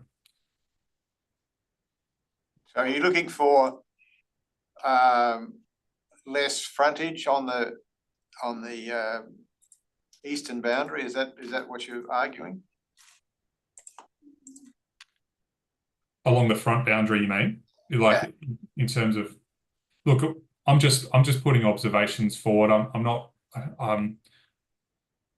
Look, I suppose I'm not here to make design changes. I'm just making some observations in relation to what our concerns are, and and what might create a sort of an improved outcome from a building separation perspective. That's all. Okay, thank you. Thank you. Would you like to continue, member questions? No, other members, the architect, is the architect able to speak to us? Yes, yes. Thanks very much, sir. I'm interested in the comment about the internals of the building, how Mr. Hockley referred to the design response. I understand that you've had to put in more units, so it has gone up to 45, but it's got a mixed use now, and the size of the units has lessened in some cases. But what about the design? Because what I see there is a big square box, and I also note the renders of Kingsway as if it's an R60, so it's quite futuristic, whereas a lot of them are still single residential houses. So can you tell me about the response that you've given the challenges in your latest, what the client has asked from you? So your design response. So it is true that we've increased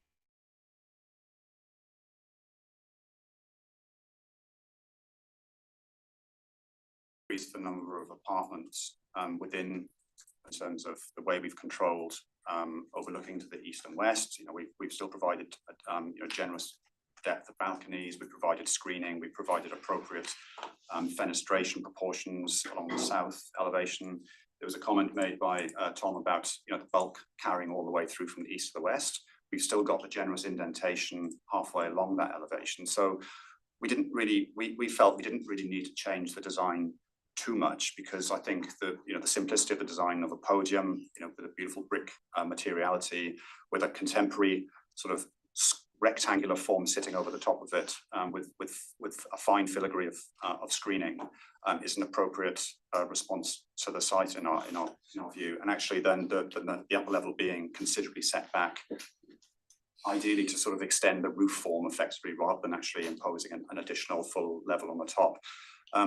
So yes, the density of the development has gone up, but we still think that works within the parameters of the original design. So hopefully that answers your question. So what's the average square meters in the units now? Oh, well, they do vary. So they're still, I don't have the plans in front of me unless we can bring up the screen, but all the one bedrooms, the two bedrooms, they're all pretty well proportioned. So, like, for instance, the one bedroom apartments, they are well and above the minimum R code requirements, so which is 47 square meters for one bedroom. We don't have anything, we have sort of 55 meters plus for one beds from recollection. The two bedroom apartments are way over and above the R code provision.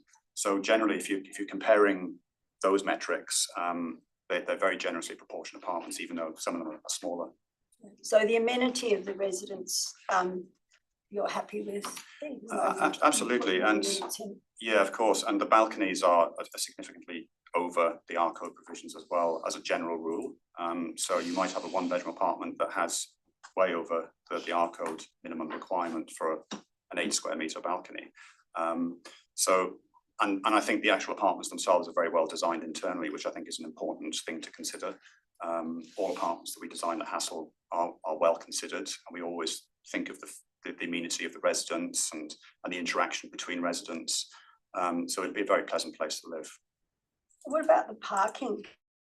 And there is a shortfall in visitor parking. What about the movement through? There was a comment in the RAR about movement through from the car parking into the main building and the amenity there. Can you comment on that?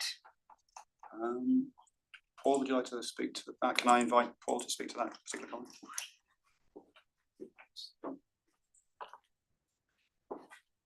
Thanks for the question, Councillor. Just answering your earlier question, the average size of the apartments in the development is about 109 square metres per apartment. So you've got 1s, 2s and 3s. Our three bedders used to be about 160 square metres. We've brought them down to about 135, and so the overall average is about 109 square metres. So within that bulk of the building, as that word bulk keeps on coming up, that reflects the fact that our balconies are bigger than average. Our storerooms are bigger than average, and our parking bays are bigger than average. All of the other bigger developers in town, I think, provide undersized parking bays, in my opinion, and 2.4 metres. Ours are 2.5, 2.6, which is decent size if you've got more than a small car. Our balconies are typically 3 metres deep, and so which is adequate. You'll find a lot of other developments are only 2.5 metres, which is insufficient. And our storerooms, the minimum size for storerooms should be 4 square metres, and we're providing 5, 6, 7, 8, up to 10 square metres. So that building is providing a lot of amenity. So when Alex talks about the quality of the building, with people who want to live in these buildings don't want to, as they'll find when they drive into the Grove shortly, and find that the parking bays are too small to get 2 Land Cruisers side by side. We do not, the brief that I've given Hassel on every development for the last 20 years is that our parking bays are not the minimum size, our storerooms are not the minimum size, and our balconies are oversized as well. So this is the sort of amenity that we're talking about, and also ceiling heights, widths of hallways, which contributes to the size of the building. These are all things which are providing amenity, which I think the owner occupiers of Nedlands really want. And I've met a lot of the people who have purchased our other two developments just down the street, and they just overwhelmed with what we've provided. It's above their expectations, and that's what we want to do. So What about the question about leaving the car park and entering the building? Okay, so on the parking side, I think an alternative recommendation was requested, and that talked about the number of parking bays. At the moment, there's a slight shortfall in number of parking bays for residents. If we're selling or proposing to sell 2 and 3 bedrooms apartments, a lot of the 2-bedders have only got 1 parking bay. A number of the 3-bedders have got tandem bays. Some of the 1-bedders don't have a parking bay. The alternative recommendation is for the number of visitor parking bays to increase from 5 to 8, I think it is. And we're happy to accommodate that.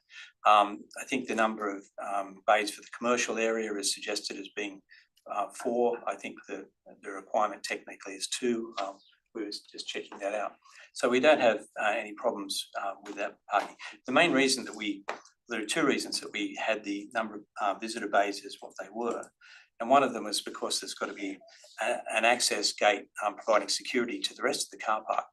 And if we put 8 out, well, we couldn't put 8 outside where the gate has to go. There's limitations on where you can actually have a large sliding gate and still operate. So, but also we didn't want to have too many apartments without a parking bay. The only way we could give them any more parking is to put yet another basement underground.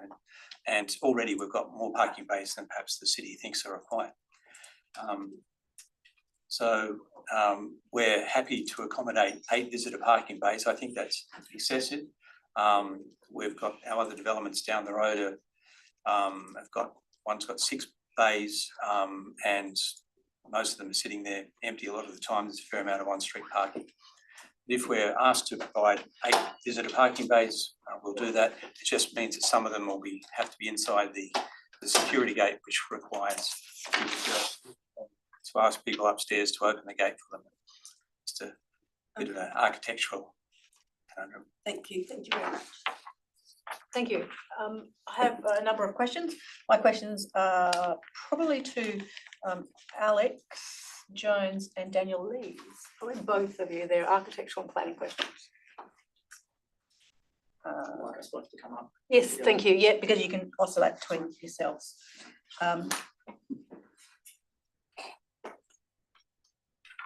Okay, first off, Alex, I've been doing, as you probably would expect, an analysis exercise, not a particularly good one and not as good as you would necessarily do.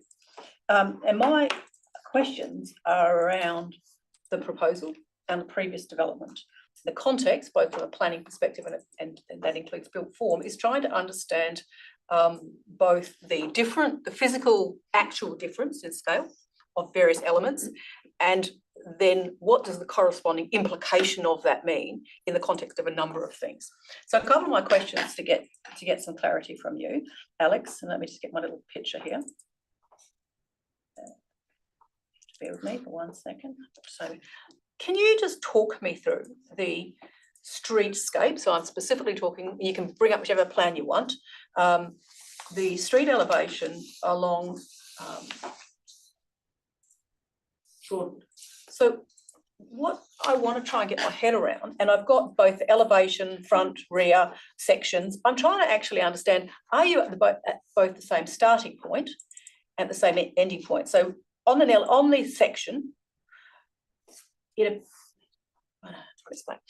I'm looking at it in the context of natural ground level and the height controls.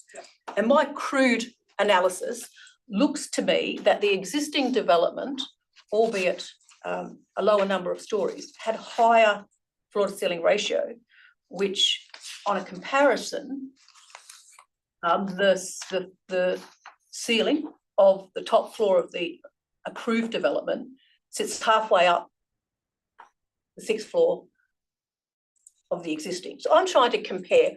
This is before I get to issues of whether it's good, bad, or otherwise in a contextual sense, I'm trying to get in a built form sense, what is the real variation that is the difference, and then I want to start to have a look at the impact. And as I say, you might not have it there. I've took the plan from the previous applications, took the same plan from here and tried to draw a line across the two to work out the difference. So that's my first thing. And I've also used the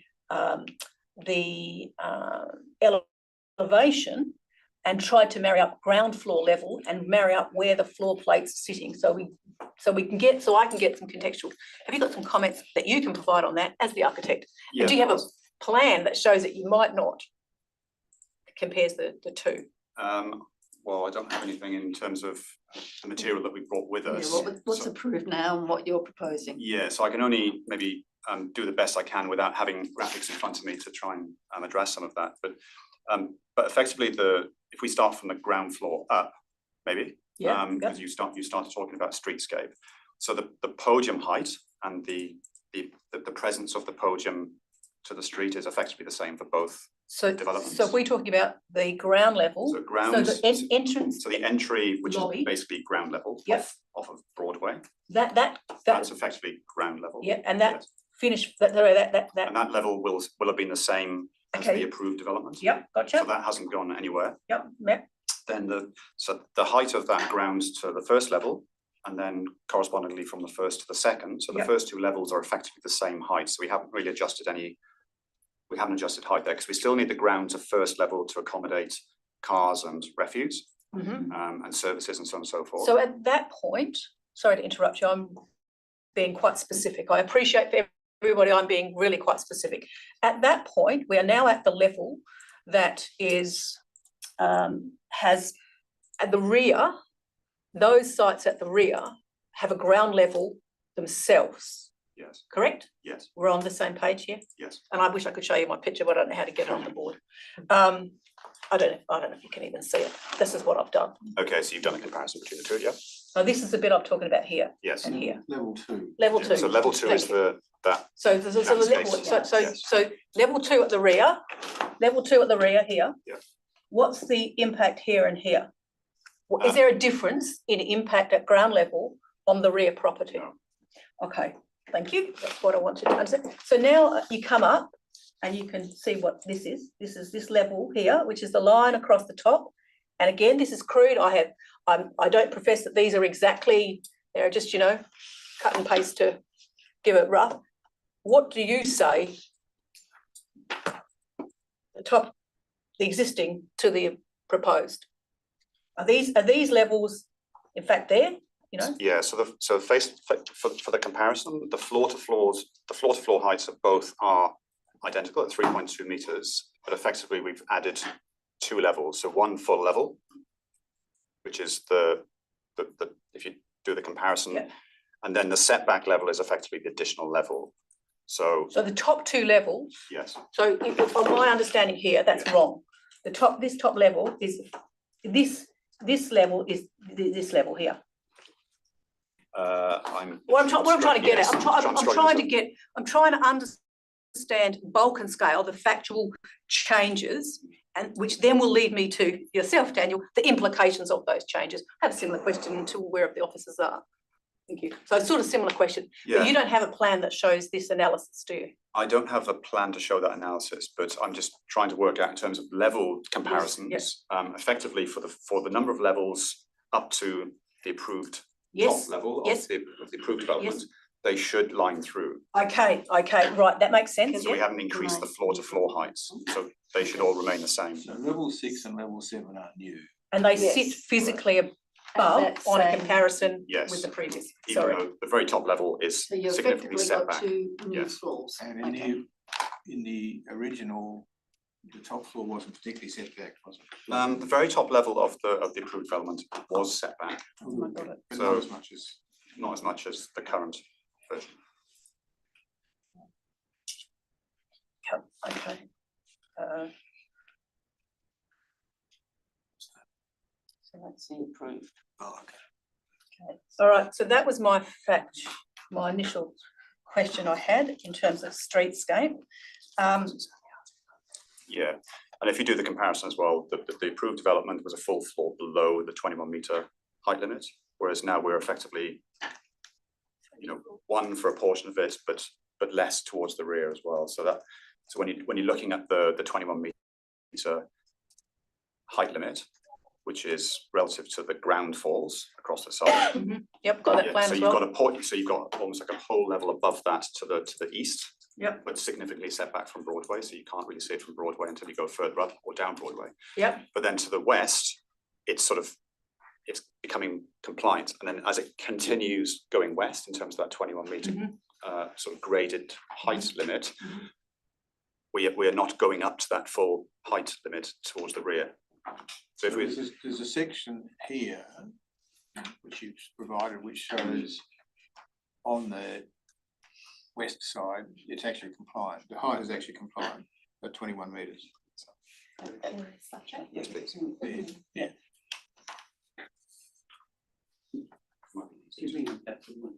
Yes, absolutely. If we can bring up. There you go. So if we can maybe.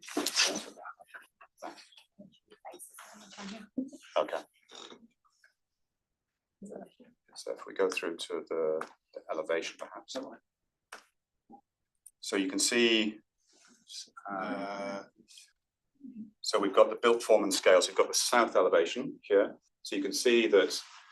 You can see the ground line. At the wall. You can use a little hand. There's a little hand on there. You can probably use that to move your little cursor around to explain it. At the wall, it's compliant. Yes. Yes. Yes. So that's compliant there because we're within the 21-metre height limit for that part of the elevation setback facing west. So that very top level is compliant, but then obviously as it falls away to the east, that portion of the upper level is within is over and above the 21-metre height limit, but it's significantly set back. So if you were to view this building from Broadway, you probably wouldn't see that, which is why we were showing the elevations along Broadway. You just don't see it. But how do you say, I'm puzzled over this if you don't, how do you say it's compliant when the whole floor is above the limit? Well, only the roof, the roof of that top level is above the 21-metre limit. But the actual floor, so basically level 7, if you carry that level 7 across, quite a lot of that elevation is actually within the 21-metre height limit. So you're talking about the slab. Correct, yes. So that floor at that level effectively is compliant to the west, but then, you know, as you go further east, it's over the 21 metres. Thank you. I just wanted to clarify. And this diagram here quite clearly shows. So it's compliant to the west, to the east. You've got for that top level, like 2/3 of the apartment facing onto Broadway being non-compliant. Sorry, can we just hold it? For the officers, I'm going to have similar questions about the same subject matter, just as an FYI for you. So you say compliant is to the top of the wall, not the roof. Yeah. So if you look at that as a massing diagram, the blue is what we're trying to stick within. So we're trying to develop the building within that. Okay. Of course, we poked out of it slightly at the top, towards the east. Okay. Yep. Got all that. So my next question, both planning and architectural, is rear now. So I'm very interested in understanding, as I said, the facts, and I'm very interested in discussing streetscape. But I've probably got bigger questions to the officers and the impacts on the adjoining property, so 91. But I'm also very interested at this juncture on the impact at the rear. There was a lot in the previous DAP, which I was part of, that talked about the transition and the interface, particularly things like managing of bulk and form, managing of overlooking and landscaping to provide a level of relief and separation. Can you talk through those, and can you talk through your comments as to why this does or doesn't, in your view, what the level of the impact is? And I suppose, again, I'm doing a factual and an evaluation on, does it impact more because you've now got another floor, and how are you managing that? a number of floors above it. How is that being managed, both directly and from a planning perspective, and also how is it transitioning to the rear lower sites? And I'm specifically talking the ones on Kingsway. I guess the starting point was the conscious decision to place the deep soil area along the rear boundary here, and that's called for by the city's local planning policy. So getting that deep soil area to a significant width and dimension along the rear boundary really does allow for decent tree planting along that rear boundary in the same way that I guess you'd have in a traditional suburban context where other than a shed, people don't have much in the way of buildings along their common rear boundary. So you've got that opportunity for trees to thrive along the rear boundary and to reach the maturity that our landscape architect has selected here.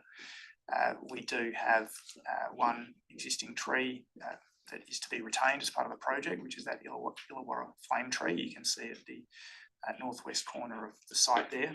And in fact, the basement footprint has been designed to, there's a notch in the basement footprint to provide greater room for root growth for that particular tree. Moving up the building, I'll just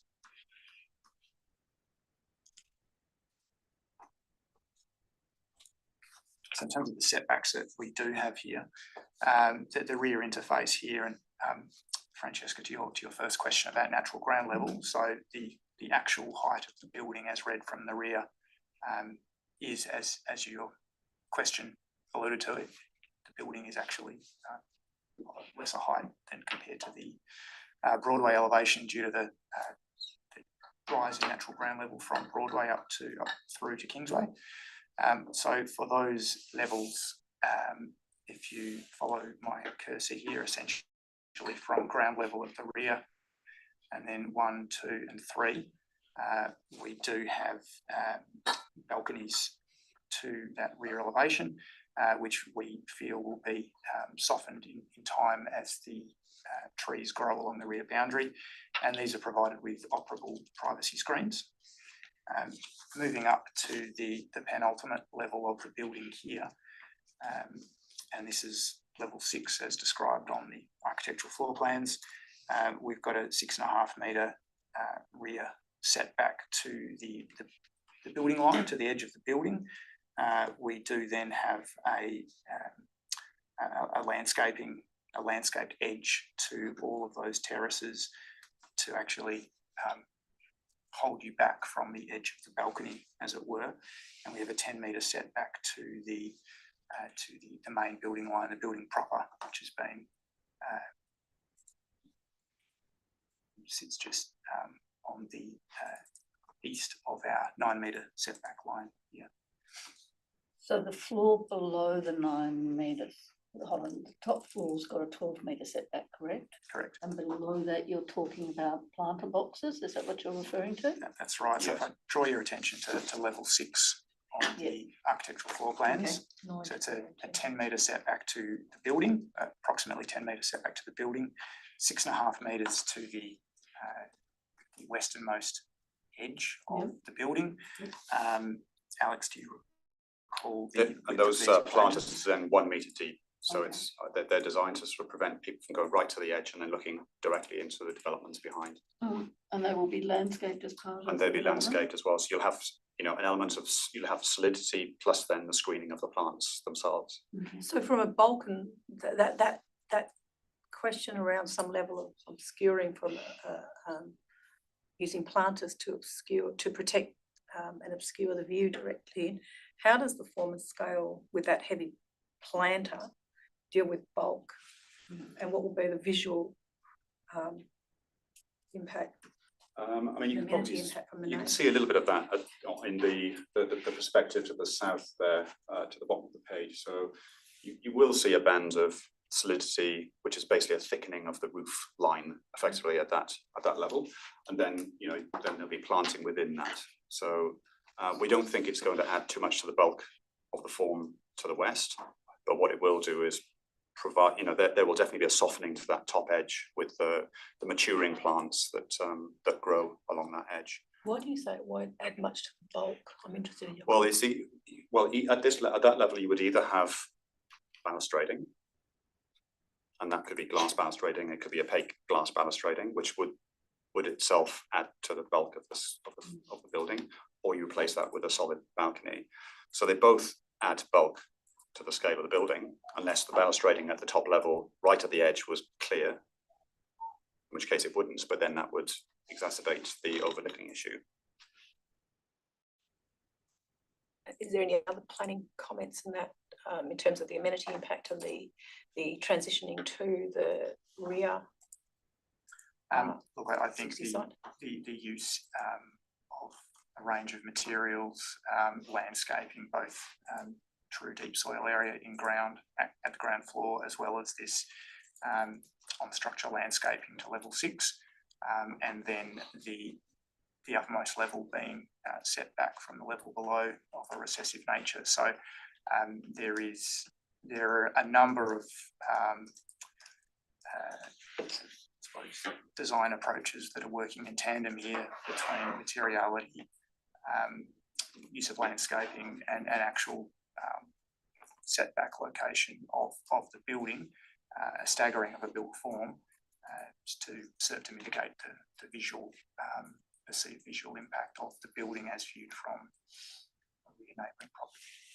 Can I just add to that, presiding member, the top floor of the building has been designed so that all the windows which face west are high level windows, so there's no overlooking from the top floor to the building behind. Yeah, so the number 3 on this elevation that's highlighted in blue there. So that elevation, that setback elevation, doesn't have any windows facing the western houses along Kingsway.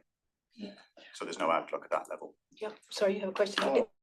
Along the same lines. Yeah, look, you made a bit of a thing about a comparison with 79 to 81 Broadway, and in this regard, that's set a long way forward onto Broadway, but it is also set a long way back. It is from the eastern, western boundary.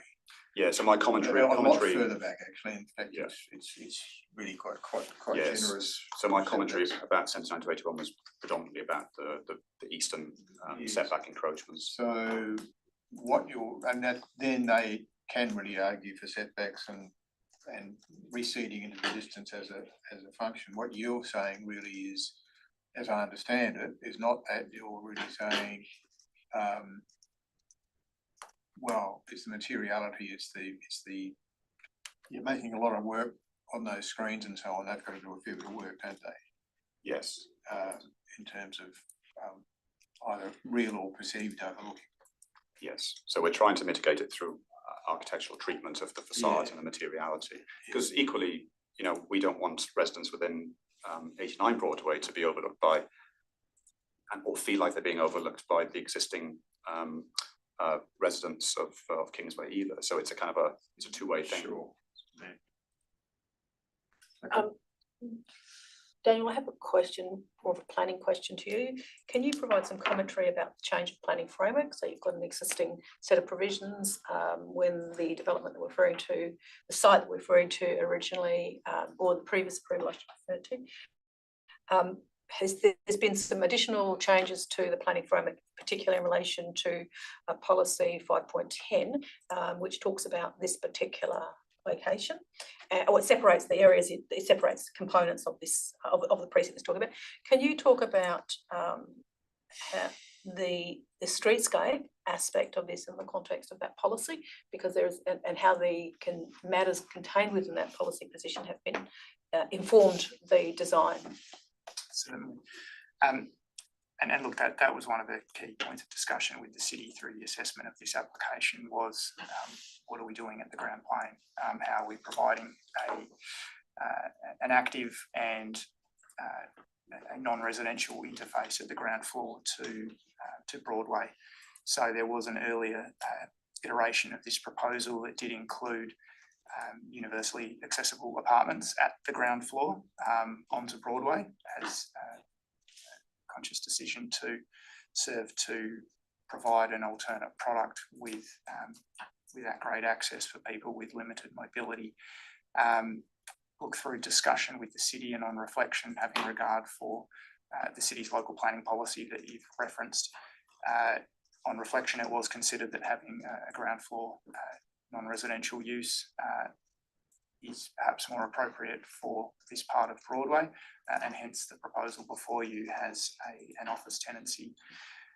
We've also included the awning to Broadway, to the footpath, to provide weather protection, and the level 1 of building continues that nil setback and uses that face brick treatment that Alex spoke about earlier to provide a really strong base or plinth to the building, using what I would consider as a fairly warm material, being brick. So that's one of the areas of the city's policy that we feel we've responded to quite strongly in a consistent manner, to provide that level of activation that the city's policy calls for, particularly at the lower levels of the building to Broadway.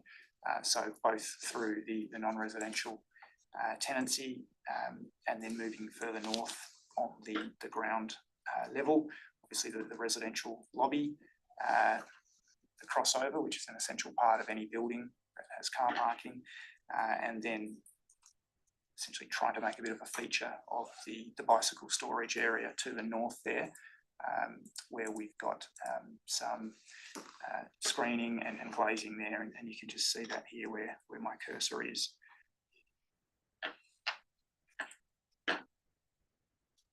Yep. So the city's policy also talks about, as I said, using a range of materials and finishes, which we feel this building does, where there's a strong architectural and materiality difference between those first two levels in brick and the, I suppose, more contemporary materiality and form that sits above that. Just while I've got that image up, what am I looking at the top there? That's the roof of level 6. So line here, yeah. So that is it's basically an awning, because it's east facing. We provided an awning, which is an extension of the roof line to provide some, yes. So that is essentially the roof of level 6. Yes, I'm looking at. Projecting out, which then provides 7 is behind that. shading. Yes. Behind that. Yes. Yeah. So that's, sorry, just to reflect back on my my answer, I suppose one of the other items that we discussed with the city was there is a setback to that office tenancy, which is bound on either side by some landscaping nodes, just to provide a bit of breathing space between the glazing line of the tenancy and the curb line of Broadway there. So to be able to get these landscaping beds that essentially run from our northern boundary through to our southern boundary, and just provide a bit of softening to the building and opportunities for informal seating, rather than having a glazing line right up at the street boundary. Thank you. Any further questions at this? You've lost a couple of parking bays at the front, haven't you? There's 2 parking bays. Yes, the existing on-street car parking bays, yes. Reflected in the comments around the visitor parking. Yes. The other issue is you've talked about the LPP 5.10, which is the Broadway Precinct Local Planning Policy. It does specify that this is over height. So you've danced around that. Could you make a comment on that, please? Certainly, thank you for the question. I guess just to the first part of your question with respect to the on-street car parking, you're absolutely right. This does result in a change to the proposed change to the street treatment, where we feel that there's an opportunity to provide some additional on-street landscaping and tree planting. I think on is going to be a greater contribution to Broadway, rather than the existing on-street bays and the the relative narrowness of the footpath in that particular location. As to the building height, just reflecting back on the comments I made in my deputation, and in particular the streetscape elevation and streetscape context, the render you see here. Broadway clearly is an evolving streetscape, and I think we've seen that over the last few years in terms of a number of the approvals that have been granted for buildings at a variety of heights, from 6 to 7 to 8 stories, some of which are now under construction. So it really is the fact that we see this proposal sitting comfortably within that evolving and emerging streetscape, with Broadway clearly having been identified as a locationally appropriate place for infill development by state government in the city's local planning strategy, and subsequently translated into the planning scheme, and also just observing the recent interest by state government with respect to the improvement plan for the broader UWA QE2 precinct, which this property and this street sit well within. Can I follow up on that? Yes, you can. Just on height, can you go back to the image, or that'll do. What's the visible height from street to top of? Visible height. Yeah. What are you gonna see? Is that 21 metres? So if you go to the section, the elevation which has the 21 metre height in it. That's the one. So at the very leading edge, that's compliant. So from the street, Yes. I'm looking at 21 metres. 21, 20, yes, Yeah, effectively. so that's this dashed Yeah. line. Yeah. So that's, yes, that leading edge of that image that you saw. And I is can't literally- see, there's no vantage point where I can see above. Where can I see the top floor? On the other side of the road, down the road, just out of A interest? long way away. That's You what I'm have to trying go to further understand. away, yes. I'm trying to understand in the context of the area, the streetscape. Obviously, the further you get away from any site, you get, and depending on the topography of the land, you will get a view. I'm trying to understand this kind of concept of the streetscape of that section. So See it from there. from the other side of the street. Yeah. Can you provide some comment on that, please? Concern was just raised. Can you see the upper level on that plan from the other side of the street, which goes? So if I go to this image, that view is actually taken from the other side of the street. So this is the footpath here. So the footpath is on your right, so where that lady character is. That's on the edge of your property. That's on. Oh, so- sorry, almost in alignment Yeah. at the edge of your property. Yeah, so this is, I would say this is about 7 or 8, maybe 10 metres south of the site, on the Okay. other side of Broadway, looking back towards the southeast corner of the development. And at that point, you can't see above that roof line, which is up to 21 metres of bleeding edge. And that's the veranda sort of awning over the Correct, yes, 6th floor. yes. And the setback at that point? And then the setback at that point is, if I go back to that elevation, so you can see that's the orange section there. So the setback would be at that point. You can still see the frame that's You can see the frame, that's yes. just come projecting out So from it's it. effectively the awning that's sitting within Yeah. that setback zone at that level. Did you have any other questions? Yeah, so with this one, Yes. I just wanted to know what you're contributing to the re-establishment of that, or the creation of that streetscape that's there, that's envisaged in that render. Councillor, we In terms of didn't the trees bring and the our lands- paving and Ordinarily, we have Andrew Baranowski here to talk about landscaping, but as the city supported landscaping, we didn't take up another 3 minutes of your time with Andrew presenting it. But if we go to our landscaping, we spent a fair bit of time on this, and working with the city and the DRP. Yeah, we've only shown level 2 landscaping here, but there's quite extensive landscaping at ground level. but creating that buffer zone. I understand the landscaping, but it's really the whole paving and do you anticipate that that's all going to be put in place by the city, or are you contributing in any way to? Just as that we, realisation You mean of that. outside of the property boundary? Yeah. Are you contributing to Where any the car street It's just that improvements? there's been a lot of talk about what you're giving back, I think Mr. Parry made quite a bit about that. So I was just wondering, what are your expectations of that streetscape becoming a reality? Because it's not what is there now. that's right. Councillor, if you've had the chance to get down to the other developments we did further down the street, you can see that it's all been repaved, new trees, new landscaping, wider footpath and awning over the top. And it's exactly the same for this development. So we've put a fair bit of effort in the, unfortunately, it's not on this presentation, but the actual ground floor landscaping from the front of the building to the curb is we might be able to dig that up from your file there something. Is been well thought through and I think quite well supported by the city. As we talked to the DRP, we've had 2 meetings with the DRP on it, and that was an item that we talked about with Andrew. So it ought to be attachment 7 to your agenda. So that's got our most recent landscaping plans. Yeah. So that, I guess the ground plane drawing there reflects the proposed contribution and I guess the ultimate streetscape arrangement that.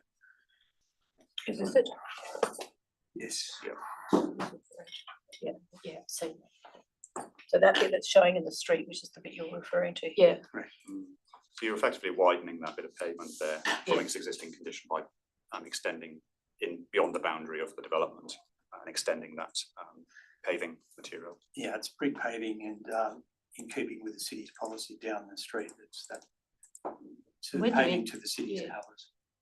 But when you read the traffic report, this looks like a very tranquil streetscape here, but really you're going to have a lot of traffic going down there, and that configuration is going to be probably compromised with people driving not in single file. Is that what you're anticipating happening? Yes, well, that's what's happening right along Broadway. It's just one lane each way. Even when a bus pulls up, people's traffic stop behind the bus, and that was an intentional traffic management plan that the traffic authorities are happy with. So there's the speed of traffic down Broadway is slow, and it's encouraged to be slow. And fortunately, where before these our 2 developments, 95 and 89 to 91, are either side of the roundabout there.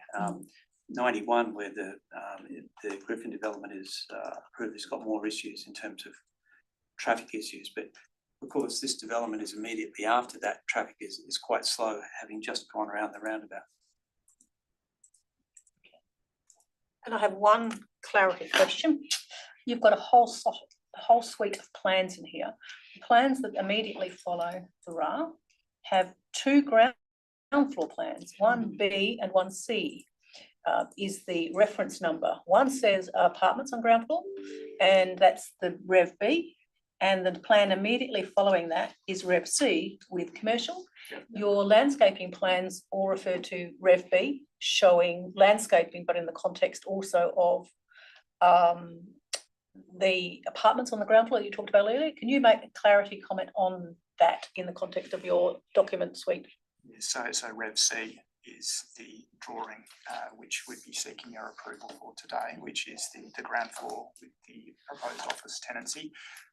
So that right there is reflecting on my comment earlier that there was an earlier iteration of this proposal, which is Rev B that you've picked up has been attached to the RAR, which had the ground floor apartments for universal accessibility.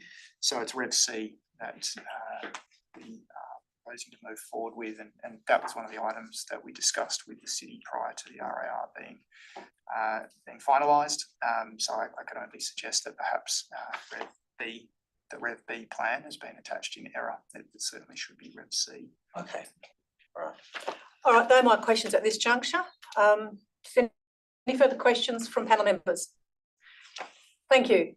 We will now go to the city. I don't know if anybody needs a 5-minute break from members. I wouldn't mind that. Can we just record that we're just going to adjourn for a couple of minutes for a comfort break? Sorry, councillor, we just need to move on a seconder and a vote for that. Sorry, I'm moved, I'll second it. We have all those in favour, do you want to vote? Thank you. Unanimous. It's 12:07 and we're going for a short quick break. No, you're on. Member. Yeah.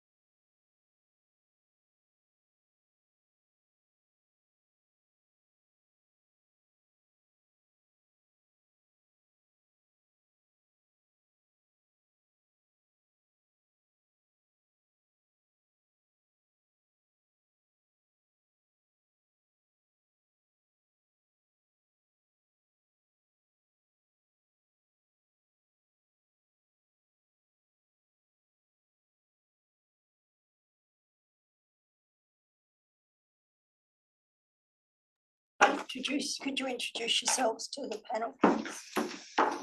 Just before you start, for the minute taker, we are restarting the meeting. Recommencing the meeting, I should say, at 12:13 PM. Okay, we're going to go straight over to the officers. If you could do the introductions as has been requested, and then if you would like to make a comment on the RA, any of the matters you've heard today, and then we'll go to questions. So over to yourselves. Tony Free. Nathan Blumenthal. Dylan Reed. So look, I think our argument's laid out in the report.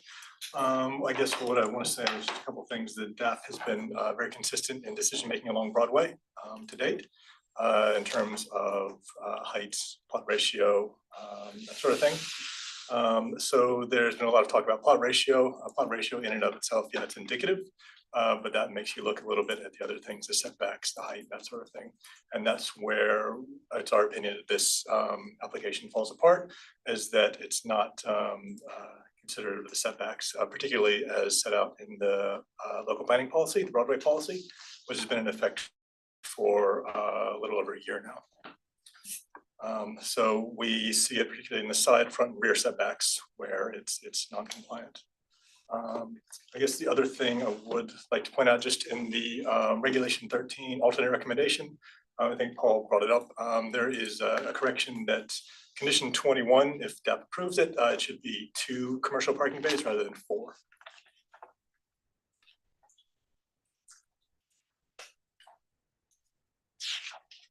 It's just the difference between the general local planning policy and then the planning policy for Broadway. All right. Could you just repeat that? The difference between what? The general local planning policy for the whole of the city and the specific policy for. Okay, sorry, yes, I understand what you're telling me. Yes, thank you. Sorry, would you like to continue speaking? That's the thrust of it. We'll take questions. Any other comments from anybody else? Panel members, do you have questions? Yes. Oh, thanks. Thank you. Look, in the RAR's recommendation for refusal, you've got 6 reasons. Which do you consider, are they all equally weighted, or yeah, so I'm just wondering if you can give some commentary on which are the real showstoppers, or have some of them less significant. They're all really interrelated. When you talk about overall Bogan scale, that's reflective of your setbacks and your visual privacy and those sorts of elements. So A is overall Bogan scale, B is setbacks, C is massing and height. It's not providing appropriate transition, that's about rear setbacks. And then D is about privacy. And then E and F are about various parking and waste management matters. So sort of, it's all related, but I think what it comes down to is setbacks and height. So with a complete knockback or refusal, do you see what would be acceptable? Would it be all the way back to the previous approval, or is there some element? How will this play out as opposed to a deferral where there was 90 days or 120 days or something to fix the problem? What's the difference? Why have you gone for a refusal rather than a deferral? For this instance, we had a discussion with the applicants. I guess one of the big things for us is it went to the DRP, and we gave the applicants at that point comments about bulk and scale, and the DRP provided comments about bulk and scale, saying it wasn't unacceptable. When those amended plans came back, there was actually less articulation and the setbacks had decreased. So it was actually, from our point of view, it had become more variations.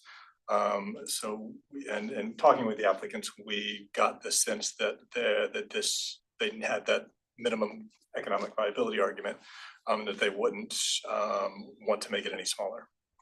We're happy if they do want to come to the table and defer it, we're happy to discuss that as well. So how many iterations and of this have you seen? Four different planning reports? For this For application? this particular application, yeah. Oh, so I want to say perhaps only two.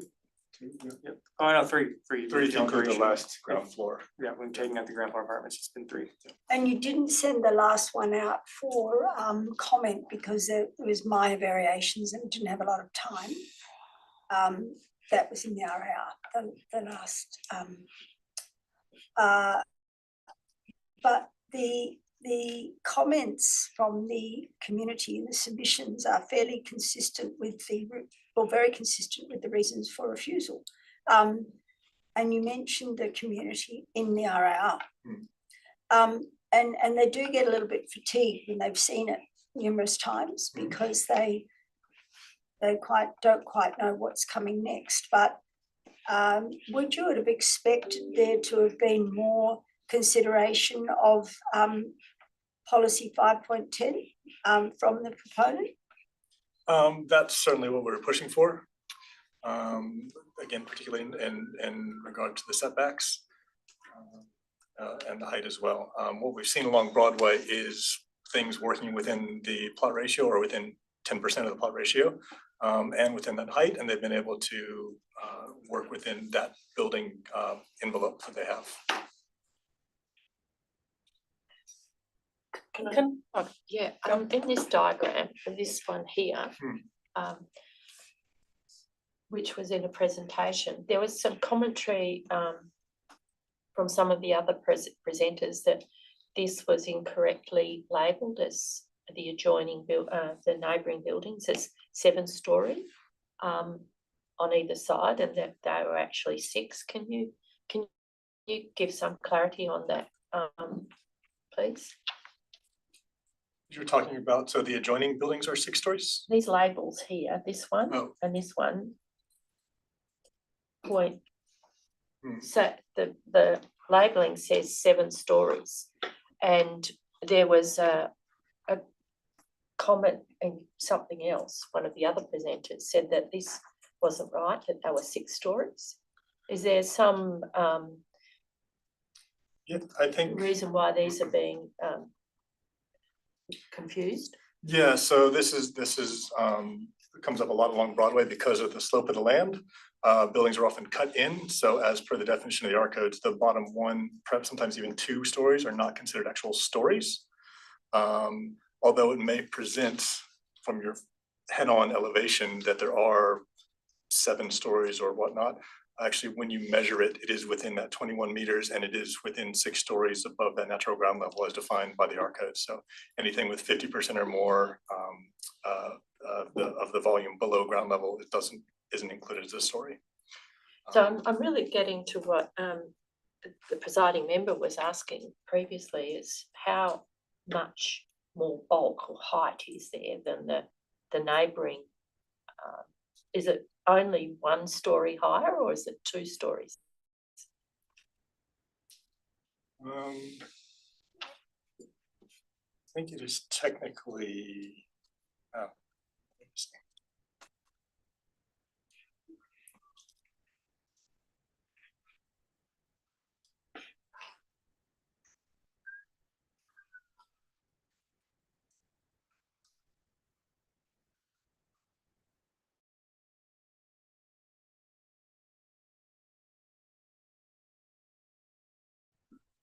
HD levels. The one next door is at 35.75 at the very, very top. And this one at the very, very top, at your maximum, is 39.41.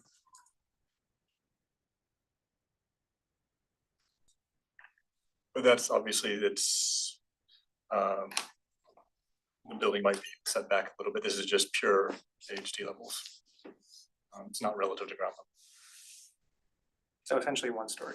Essentially 1 story, yeah. couple of questions I have for you in relation to the policy position. So I'm interested in your policy position, which has some various elements in it in relation to 5.3, the Broadway Main Street, which is the bit that I'm focusing on in terms of this question. In there, you have a desired future character statement, which talks about the massing and scale of new development will be proportionate to lot size and will frame the street.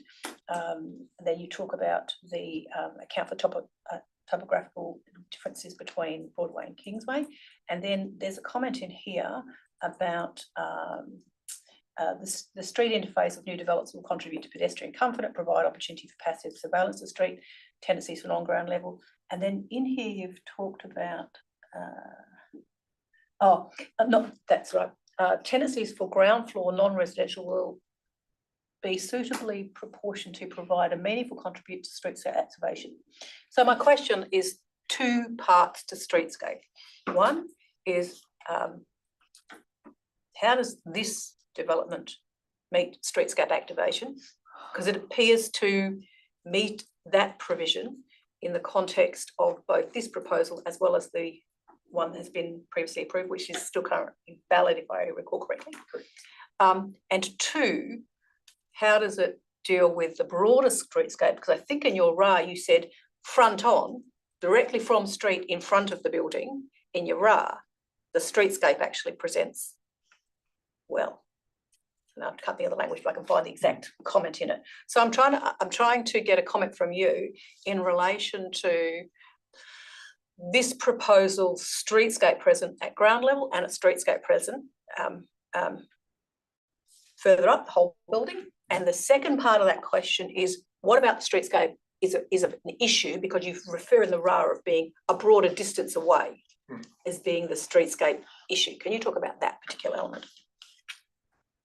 So in terms of the activation, I believe that part of the R is talking about just that ground floor, that commercial activation, and that's wanting that commercial tenancy on the ground, which we hadn't previously seen until the related set of plans. So that is talking about just a tenancy on the ground floor that can activate that street section. So it's not looking at the balconies or anything above in terms of that. So does this proposal do that? Yes, I think we've said the commercial tenancy, yes. Essentially, yes. Yep. So we're satisfied with that.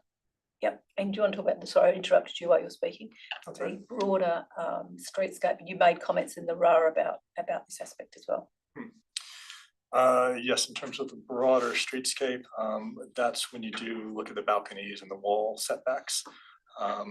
And what you're doing is looking at the setbacks we have in the context of it is a double block. So you are looking at a sort of balcony straight across most of the lot with no articulation and then very little articulation in the main wall, the dwelling behind it.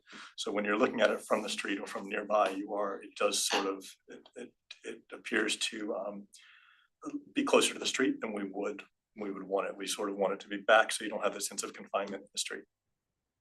Or you'd have some sort of appearance of that the building bulk is not situated directly forward of the street.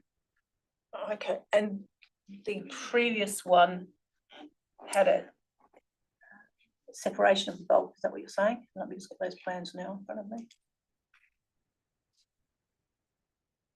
Sorry, I've got so many things I need to find. So I have here, the previous one, it was a little more articulated, so there was a separation between. There's an indent, for want of better. That's not a technical architectural thing, but it's, can you just come on to that? You mentioned articulation. Is that one of your concerns with this latest proposal? That you see it when compared with the previous approved proposal having less articulation? The new plan, the new policy presenting. Just before Nathan answers that, so just need to be a little careful in terms of comparing this proposal with the previous proposal. That may be interesting to do that, and the previous approval may be good, bad, or ugly, or indifferent. But what we being asked to do today is to consider this current application in the context of the current planning framework. So, do you consider this building lacking in articulation? Is that a better way of putting it? Yes, I think if you, particularly when you are exceeding the setbacks, and just having a straight line, that's worse than having any sort of articulation. So we have looked at other Broadway buildings where they do sort of come forward and prescribed setbacks, but there are also sections where they come back, where they're separated, so it really breaks up the building mass. Thank you. And that's covered off in your policy position, is it? Just trying to go back to the policy position.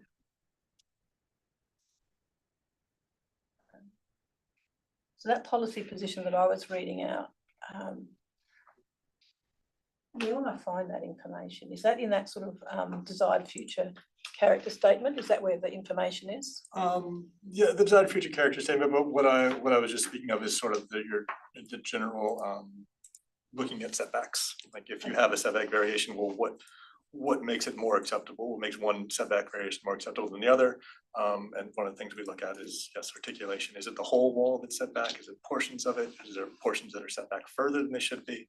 It's all that kind of thing in talking your general setback assessment. Okay. In terms of when you're looking at it from the street, then it does, the desired future character does talk about how it frames the street without overwhelming the pedestrian. And can you talk about streetscape in the context that we've heard earlier on, where the very top level, the recess level, is not viewed in the information we saw today from the street, either at ground level of the subject site or over the road from the subject site? Can you make some comments about that in terms of streetscape? Yeah, in terms of streetscape, I think it's a little hard to say, because if would you be able to see any of that building if the setbacks were more in line with what we were wanting? So it's in a way, I don't know, I haven't done the exact assessment, but it could be that these extended setbacks are actually what's part of what's hiding that upper floor from some view corridors. Whereas if it was more in line with the building envelope, it's possible that it could be seen in further places. It's also a matter of looking at the buildings from either side and the occupants on either side and how that affects their view corridor or their sunlight, that sort of thing. And my final question in this context of streetscape and in the context of your policy position, which is the change of the framework, as I understand, that's the predominant change to the framework in this space? Yes. Yep. Okay. So when you talk about emerging streetscape character and what you're looking for as part of the policy, or what the city's looking for as part of the policy, can you talk about the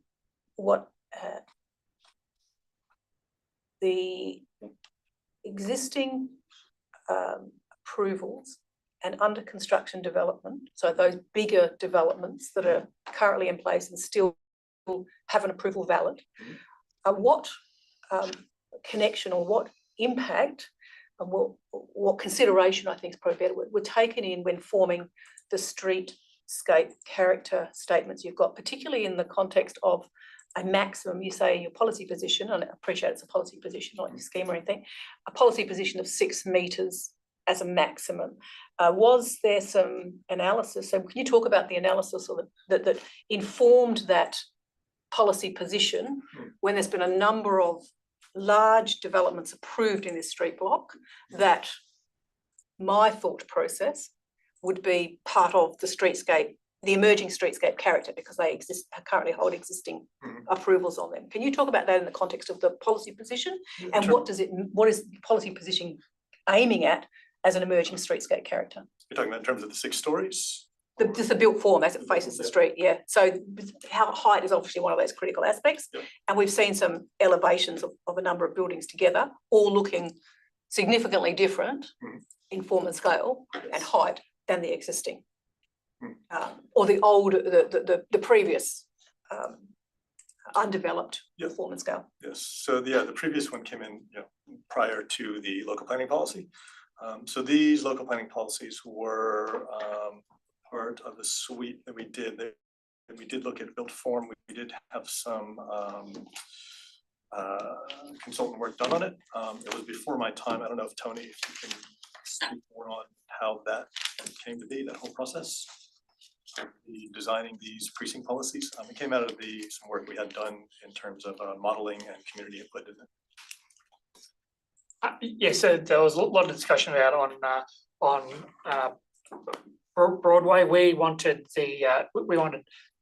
activation to occur onto Broadway, hence not large setbacks on Broadway. Also with the activation, we wanted a commercial at the ground level rather than solely residential. And in terms of the height, that was driven largely by the arcades, as I understand it, which is essentially at this sort of 6 stories is at would be considered to be a human scale.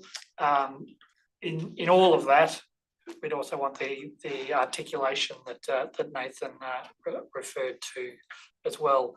The fact that all of the developments look slightly differently along Broadway, I'm not so sure that that's a significant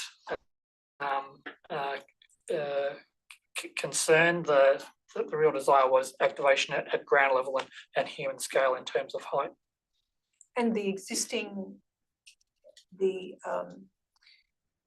at that point in time when talking about your emerging streetscape, did you put any, what sort of consideration was those higher buildings that, what I'm trying to really get at is you've got a number of approvals in place, and those, I'm assuming, form part of your fed into your analysis of emerging character because they were already approved, or were they not? Some weight, but I'm not sure exactly how much weight you feel they should have been given. No, I'm just trying to understand it because they were, I'm assuming that those approvals were in place. Yes. As part of, that were in place either during or before your completion of your policy position. So I was wondering what sort of consideration they were given as part of your comments about emerging streetscape. Yep, they'll give them some weight. I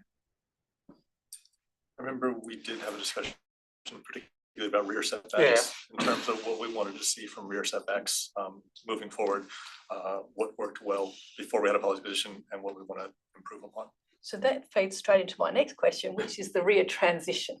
Can you talk a little bit further about the rear transition, both in terms of what you've said in your R, but I'm also quite interested in, you can dovetail that into your policy position. Yes, one of the big things was that rear setback, particularly because you have these RAC blocks all backing to R60 blocks behind. So we wanted to have some sort of considered transition, something that people in the R60 blocks would have, I believe, a maximum height of 3 stories, is that right? Yep.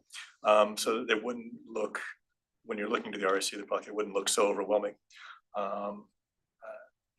It would sort of maintain that transition down towards the, which I believe it's even, is it R12.5 across the street from the R60? Yeah. It goes down rather quickly. So the intent of that was to have it when you're on that street, that you don't have these overwhelming RAC3 blocks sticking up from behind everything.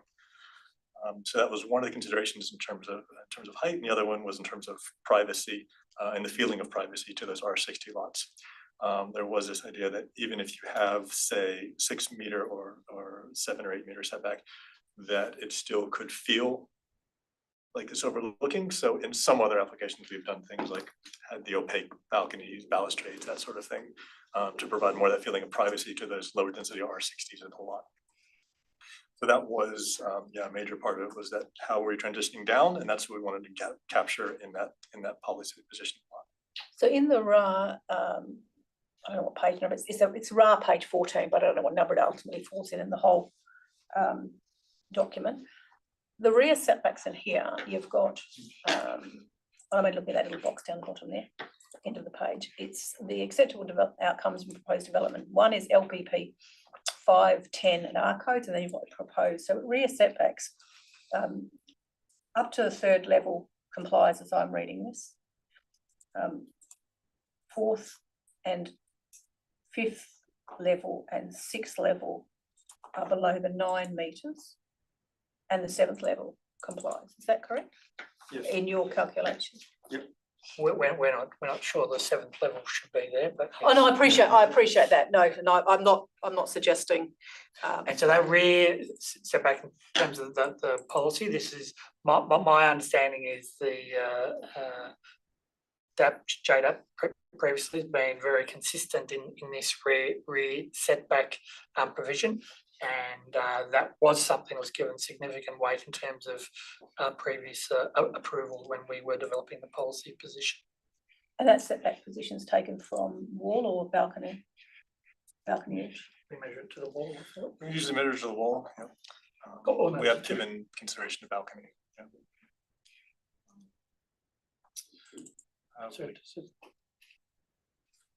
These setbacks are measured to the balconies. Balconies. Sorry, yeah. Why to the balcony? Because the balconies have, I guess, some privacy screening that at least half, maybe the majority of the perimeter, so it kind of appears as a wall when you've got the screens flush. Now, on level 6, if I may. Yes, level yes, sorry. 6 of that, looking at that, overlooking specifically, level 6 has got the wide planter boxes, which you could reasonably argue does deal with the overlooking issue. Level 4 and 5 do not, they've got those screens. Is that a concern or that's something from a visual privacy point of view, perception aside and bulk and scale aside, is that something which is acceptable? In terms of just from visual privacy, talk about outcome. Well, I'm just doing compliant visual privacy. I mean, I think you can make an argument for level 6. Potentially, my own assessment is that actually, basically, if the planter boxes are planted and the plants grow to a height that is, it's like sufficient to prevent overlooking, the plants themselves kind of add bulk, right? Like to be sufficient, and the plants are kind of bulky to obscure views. And if the plants don't grow to that height, then from a person who's about 1.6, 1.7 meters in height, there is actually a line of sight right over the planter box. If you're standing on a balcony, you can see, and actually, and that line of sight, unsurprisingly, essentially it goes right over top the projected sort of mature trees at the rear as well.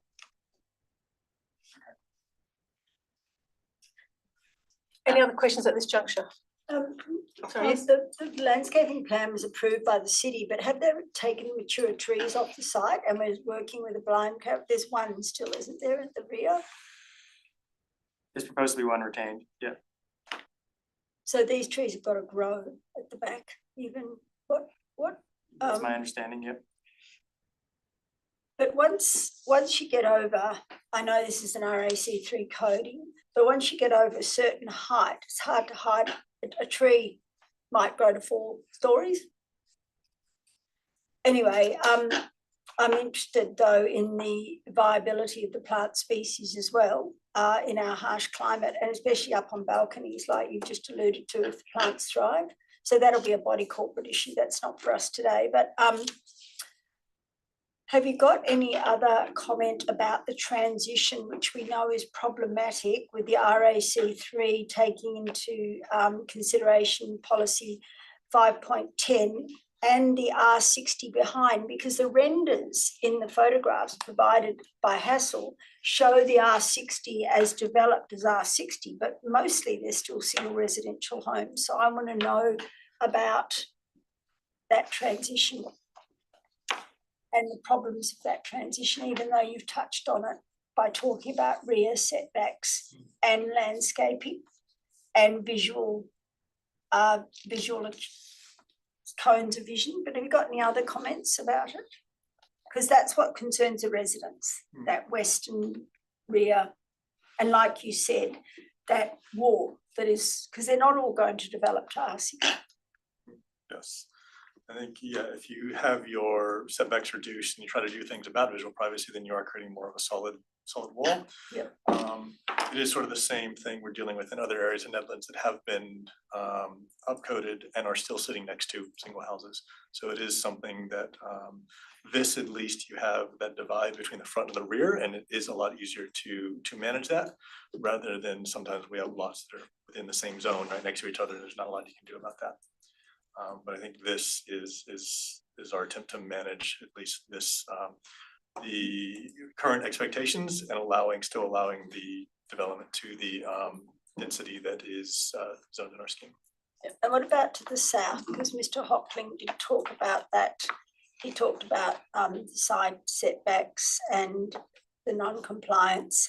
And I'm just interested, I know that we can't consider solar to the degree we like because of the coding, but there still is a significant visual and to them. Have you got any feelings about 91 Griffin development? Solar access to 91? Yeah, sure. I mean, like you said, it's difficult. Overshadowing is inevitable here. But I think that our assessment is basically that with an increased setback of essentially that's in line with the policy or more in line with the policy, whether that's a meter and a half, and simply a reduction in 1 story actually does result in some meaningful gain of solar access for one floor of that approval in 91 Broadway. Yeah. It's modest, but I think it is meaningful. Because these are not the only apartments that we will hear from, because it's happened further down on the City of Perth side. But we've yet to see 135 Broadway finished. And so there will be a lot of this happening where neighbours will be other apartments. So we're getting used to that rather than just single residential houses. And you're relying on a planner to speak on their behalf because they haven't moved in yet and they don't know what they don't know. So that's why it's so important that these assessments are as accurate as they can be and that the drawings and the diagrams and the renders and the like are as accurate as possible as well, which is why we're teasing it out so much.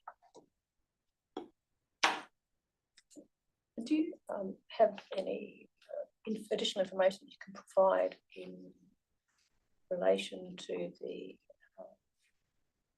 emerging status of or emerging precinct plan that sits on the other side of the road and how that bears into your streetscape considerations, or whether it does? It has. I'm not aware of the specifics of it. Is this the improvement plan or is this Perth's existing plan? It's the improvement plan. Improvement and sorry. The improvement plan. And it's in the, again, I'm thinking streetscape is both sides of property, and there's been some conversation as part of what sort of development is being approved along the other side of the road. Has that been incorporated into your? No, we haven't looked at the Perth side of the road, really in terms of what their provisions are and what they're permitting. Because we have, we've formulated this policy and done it for our side of the road. So looking at that, presumably the improvement plan will bring them all together somehow. But that is a couple of years down the line before we know what is going to shake out of that. So okay. Any other questions at this juncture? Thank you.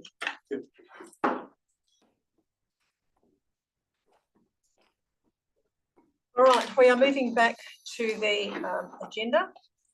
We have a recommendation contained in the RA. It is, let's get to it.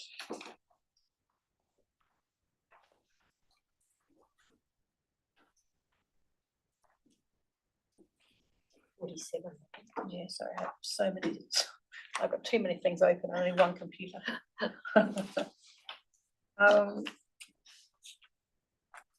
Okay. The recommendation in the RA is, as per the standing orders, is to call first for the recommendation in the RA. Is there a mover of the RA recommendation, which is a refusal of the development? It is moved. Harry Smythe. Is there a seconder for the RA recommendation? Seconded. Rebecca Coghlan. Would the mover like to speak to the item? Yes, I'll just refer to the 7 reasons. I'll paraphrase them without going into all the reference material, but there are 6 reasons provided here. And reason A, the overall bulk and scale of the proposal is not consistent with the existing or planned character of the area. Reason B, the setbacks of the proposal are not sufficient to support the desired future streetscape character or provide adequate building separation. Reason C, the massing, height and setback of the proposal in relation to the western lot boundary does not provide an appropriate transition to the adjoining R60 coded lots. Reason D, the setback and the orientation of the major openings and private outdoor spaces does not minimise direct overlooking of adjoining sites. Reason E, the proposed development does not provide sufficient visitor or commercial car parking contrary to the objectives of the local planning policy parking. And F, the proposed development does not include sufficient room for waste vehicle manoeuvring as considered under the deemed provisions. So they're the 6 reasons that have been provided in the RAR. We've had a lot of discussion and I don't propose to say any more at this stage. Thank you. Thank you. Would the seconder like to speak to the item? Yes, thank you, presiding member and councillor Smythe. I support the refusal because, as I said before, it's a soundly written RAR looking at orderly and proper planning, and it has actually referenced in point A that councillor Smythe spoke is, it has referenced the local planning policy 5.10 Broadway Precinct and Residential Design Codes Volume 2, which we are assessing the development today in the current context, not the previous iterations. We're looking at what's before us today. I'm not going to go through those again, but the major reasons that we've got issues with this is plot ratio, side setbacks, rear setbacks, but bulk, and you can't condition away height, and it's too high. That even considering that we've heard 21 metres where you can see it from, can you see it from the street, can you see it from down the road, it's still another story. I'm also very concerned with the design review panel. Still got objections to it, particularly around community and height and bulk. So the design review panel should be listened to. They don't come to these meetings, but if they were here, they would be having the architects and members of that panel would be here supporting their report. I also do have concerns around the parking and fiddling around between what's residential, what's visitor, moving gates. That concerns me. And I'm also concerned for the amenity of the residents, even though it may be over what is minimum for 1, 2 or 3 bedrooms. It still is this in front of what we've got here.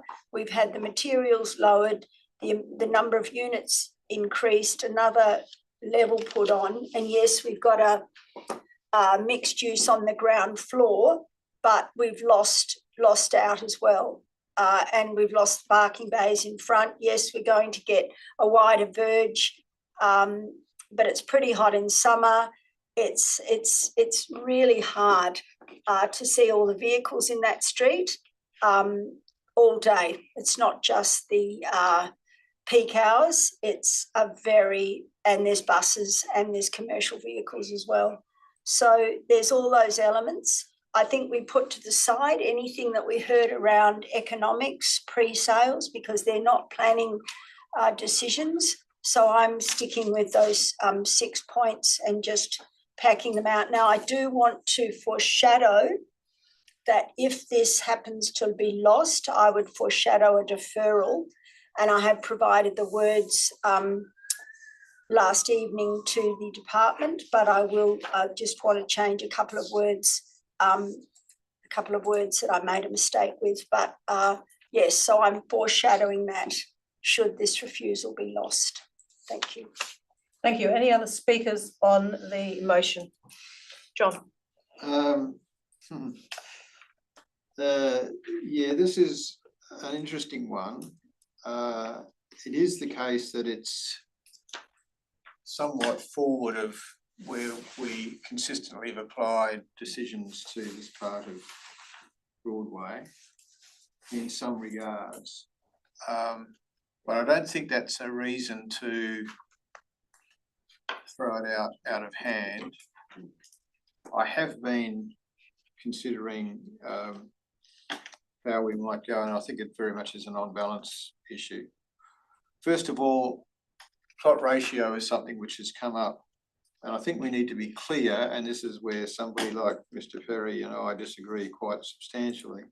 Plot ratio is simply a matter of, is not a matter of floor area. It is a measure of, or an indicator that bulk and scale might be something to be looked at.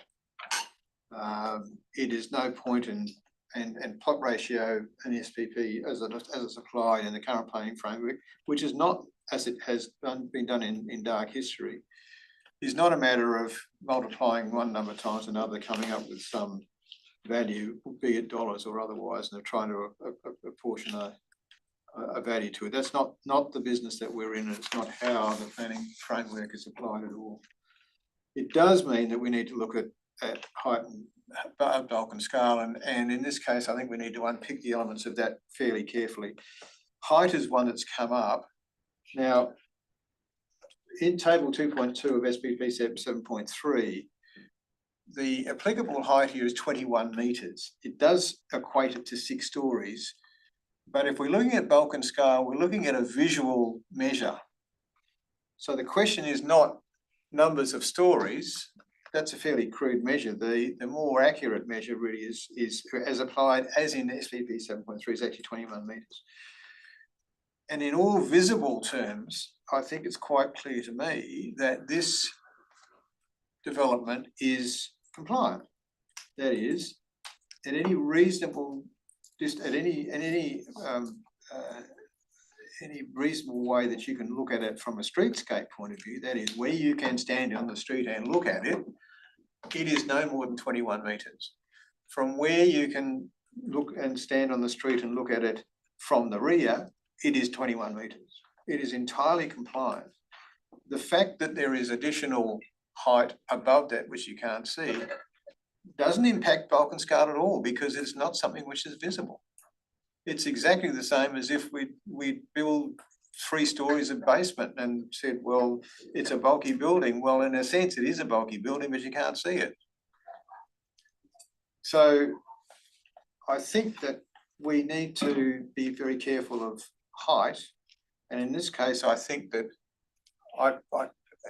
there are elements of the upper floor which are not compliant with that 21 metre from natural ground level, but you can't see them from any reasonable vantage point.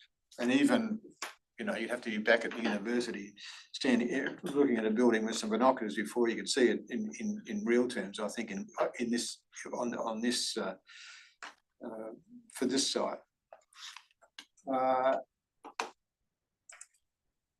There is also a matter of what the impact is from a. It's a big site. That is, it's two sites. So inevitably, it's going to have quite a bit of width on it. I think that it's a matter of architectural judgment as to whether that's been handled well or not. In my view, it's a nicely designed building. I think from an architectural point of view, it's something which treats the street very nicely, very kindly. I think it's an interesting building. I don't think it needs further articulation, for example, to be any more or less interesting. I think it's articulated, and the way that the materiality is handled is a very fine grained. I think actually makes it quite interesting. So from a bulky point of view, as it is seen, I think I'm not concerned about bulk and scale. There are some issues of the effects of the setbacks. I think the side setback argument has been made by Mr. Hockley is an interesting one. But it is fair to say that they're pretty much the same setbacks as are applied on this side as it is on his side. I think his argument I'm not frankly convinced about. There is an issue, I think, of both perception and actual overlooking to the rear, and that is something which may be handled in a different way. In terms of overlooking, I think the overlooking from level 6 is entirely taken care of. I think that the large window boxes and so on do that job quite well. There is no prospect of actual overlooking from the top. I think on levels 4 and 5, where there is an issue, that's something which we're asking a set of screens to do a fair bit of work. But I think in this case there is greenery in front of it. It will grow very high. It is certainly within a cone of vision, which is entirely compliant with the arcade. And I think to that case, even though there is a potential issue on level 5 in particular, I think in this case it's not sufficient to actually cause a rejection of the site. I think the other issues that have come up in terms of parking and so on, and vehicle access, visitor parking, commercial parking, they can be easily conditioned. And in fact, if you're looking at the alternate recommendation, they are conditioned. So it's something which we're a bit nervous about, pushing the boundaries to this extent. But I think if you're looking at fairly, we're not actually pushing the boundary. We're taking existing decisions to our next slightly logical step, as it were, but we're not taking it to an extent where things can't be approved as it is. I think we do need to look at the time frame between when the original planning framework was put in place, which is what, 2019 or so, 2018, 2019, or a bit before, and where we are now and where the future is likely to be. And I think it's a reasonable expectation that future planning frameworks, particularly across the road, will be looking at fairly intense development. I think that's a fairly safe bet. So I think we can argue that we are consistent with not only the current form, but also the future. So I had thought that a deferral might be appropriate.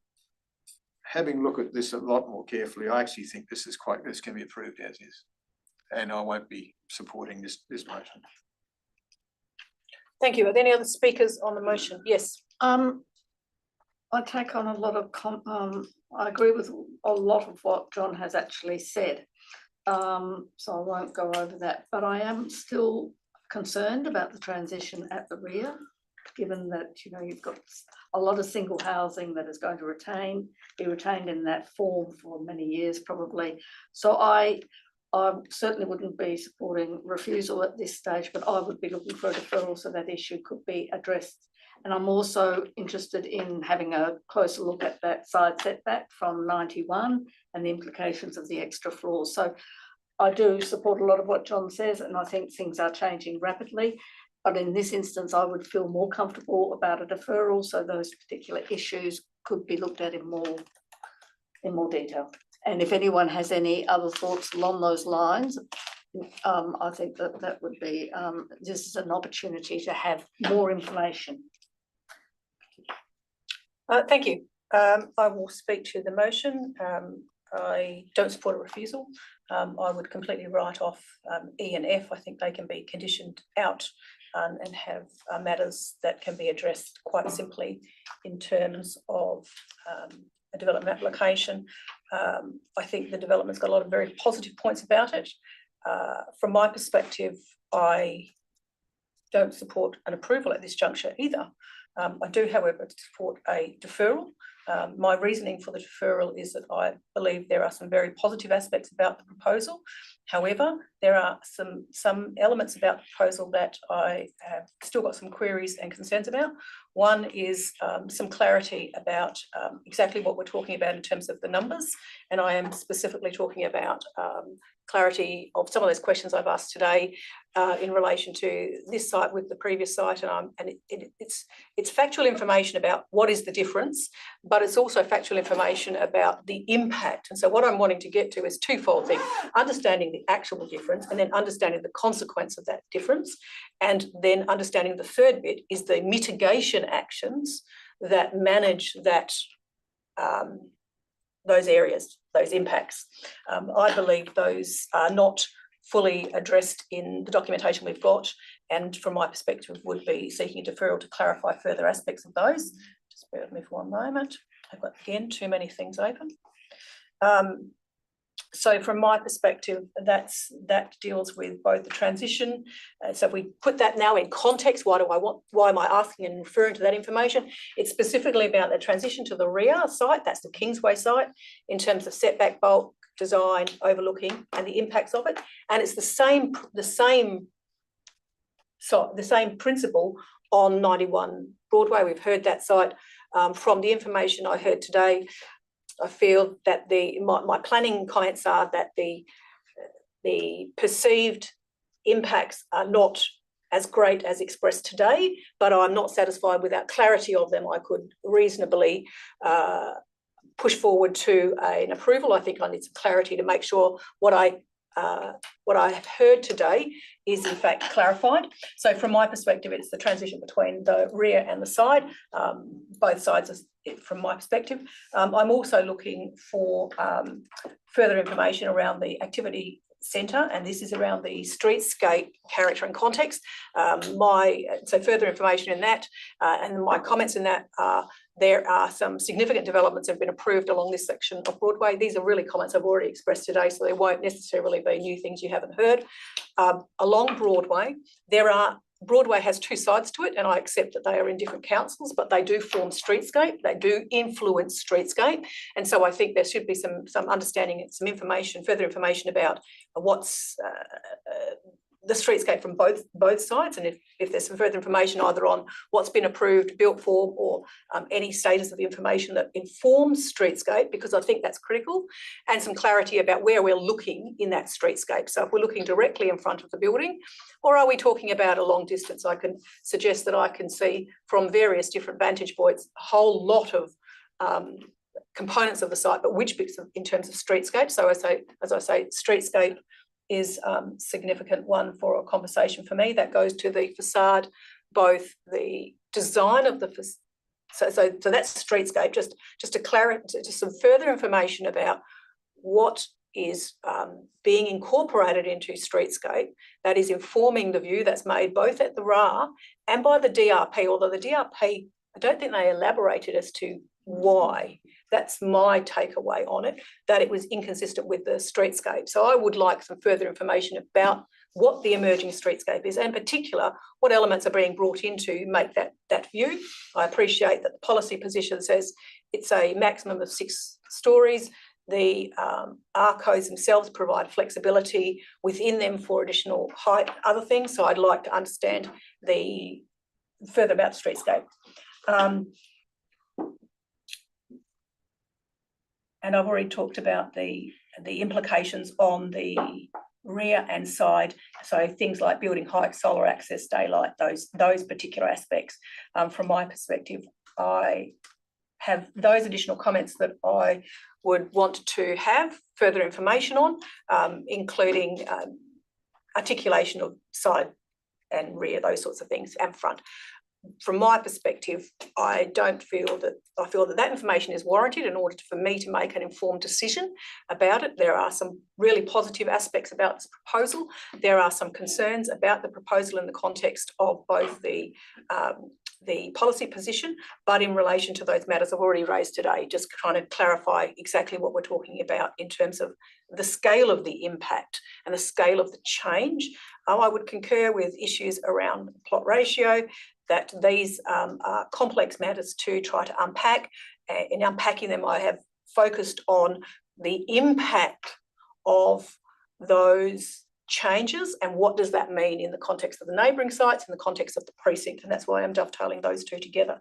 As I've said, matters around waste management and visitor parking are matters that I'm comfortable can be resolved and conditioned accordingly, so I'm not seeking any further information on those at this juncture. So as I've said, that's my my comments on it. I don't support a refusal, but I would essentially support a deferral for further information on those aspects. And I'm not making any final judgment on height, scale and bulk until I've got that additional further information to make that informed decision. Thank you. They're my comments. I move back to the mover. Full right of reply and close of debate. That's me. Oh, sorry. Sorry, that's rude of me looking across. Sorry about that. Should have looked at my notes. Thank you, presiding member. I've got a few comments based on what's been said during this debate. First of all, the validity of the local planning policy for Broadway. I would just like to emphasise that this policy has been developed since in the last 4 or so years, since the approvals have all been rolling out. So it's not as if it's a pre-existing policy. So I think that should be given weight. I attended most of the community sessions and the council briefings and the various rollouts of the policy by our planning staff. And I know how much has gone into it, and I've listened to what's being said by the community, and I think that should be given weight.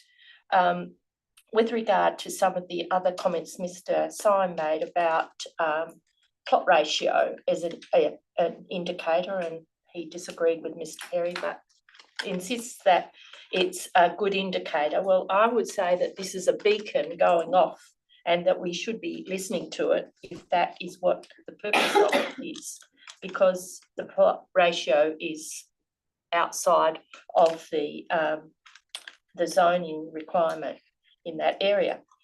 With regard to height, there's been a lot of analysis or discussion about the height, but it's not only the height, it's the extent of the bulk of that height. And when you compare one building that's high, has a height that only covers the size of a garage, and another building that covers the height is the size of 2 houses, then that does affect the bulk in terms of how it's seen. The other issue I wanted to mention is the street view that's been talked about. It's always what does it look like from the street view? Well, it's not in my weighing of the situation. It's not only about the view from the street. It's about the view, looking at that from the building across the road, the building next door, the building behind, because these are where we're creating all these dwellings where people are presuming that they're going to be looking out into a view, and then eventually they have a mirror image of their own building next door, and they're looking into into the neighbouring balconies, etc.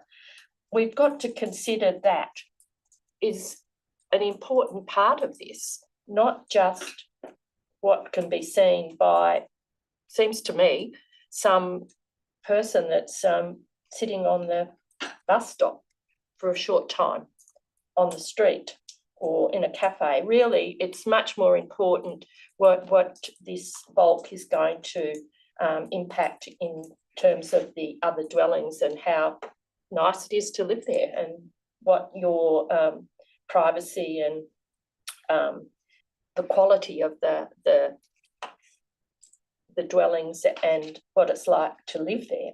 So I think that there is a lot to be said about reducing the bulk, which the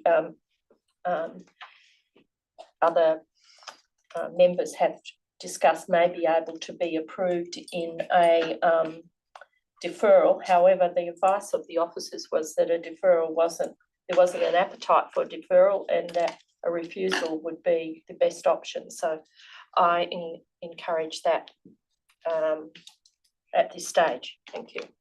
Thank you. Right of reply has been had. We are going to the vote on the recommendation of the RA. All those in favour? Against?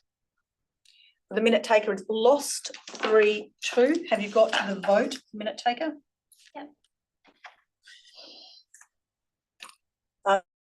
Members, there was a foreshadowed motion. Does the member wish to move Yes, the please. foreshadowed motion? Yes, please. There Thanks, presiding member. is a foreshadowed motion that members have had provided to them. I'll read it out because the people who are listening may or may not. I've got to change. Francesca, would you like me to share it on the screen? Oh, yeah, fantastic. Thank you. And would you be able to second it, please? Since you had lots of words around the deferral. Deferral. Are you going to move it? I'll move it and you second it, please. But I'm going to change the words. Well, I suppose my comment is no, because I don't necessarily agree with elements that the deferral is referring to. I have different elements that I have mentioned, and one is not one of them. Okay, so we'll work on it. Yeah, that's okay. That's the motion that's being moved. Do you want to move it and you'd speak to it and I'll second it? She doesn't want that. You don't want. No, what I've said, if I can just clarify, is that the proposal as it stands presently, I neither support refusal nor support approval. Yes, there are elements about the proposal that I want further information on. Yes, I wrote it all down. But I'm not prepared to make a statement that should include reducing the bulk, increasing the side setback, or increasing the massing. My deferral reasons are around further information on streetscape and how that emerging streetscape is dealt with, and where that's coming from. Some factual information around, some clarity around the comparison of the existing to the current approval that sits on that site to the proposal, so I can get some clarity about what the differences are.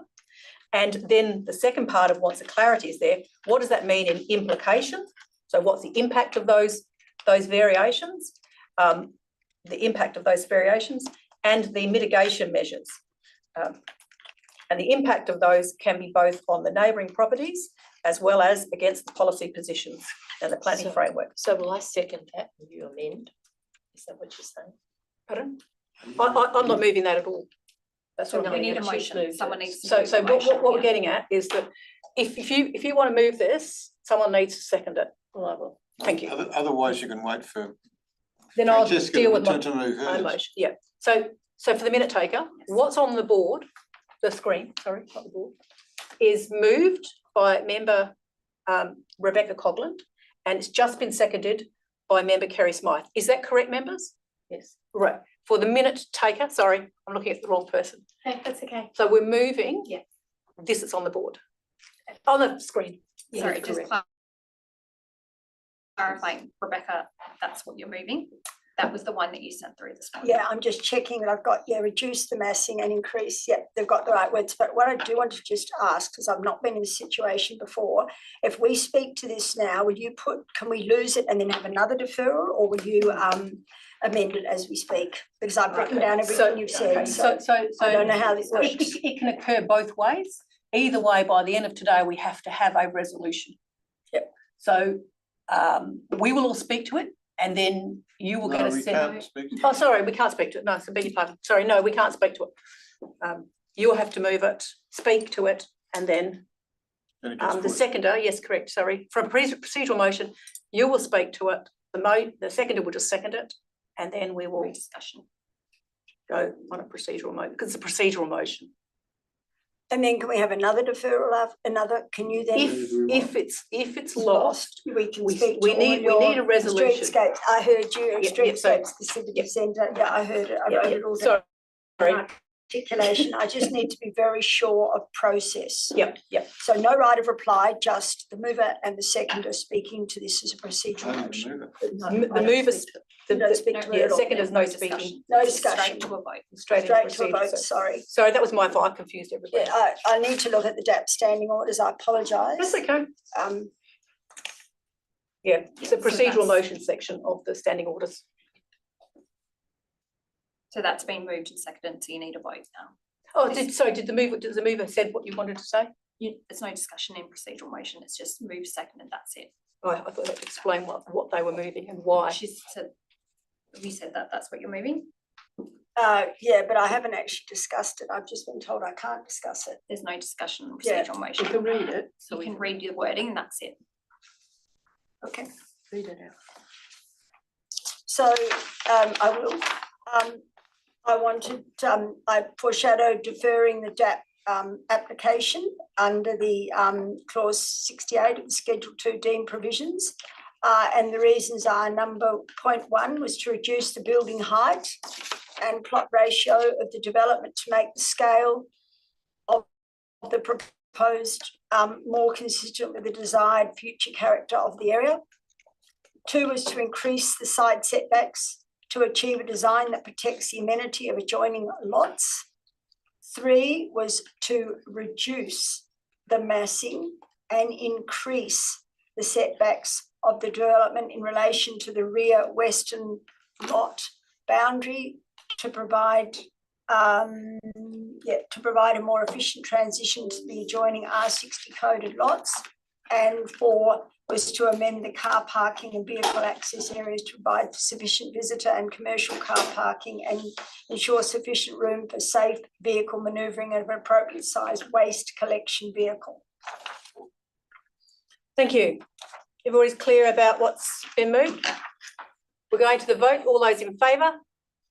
Against? It's lost. 3-2. Right, I will move a motion. The motion is for a deferral for a period of up to 90 days.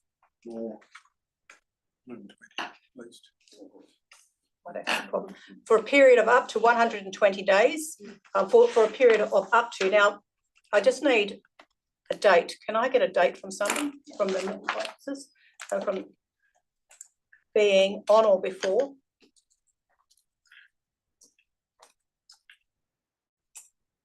What this means is that it can come in earlier. October. Okay, so on or before 9th of October 2024 for further for further information on the following streetscape. Let me just get the wording, sorry, I haven't written.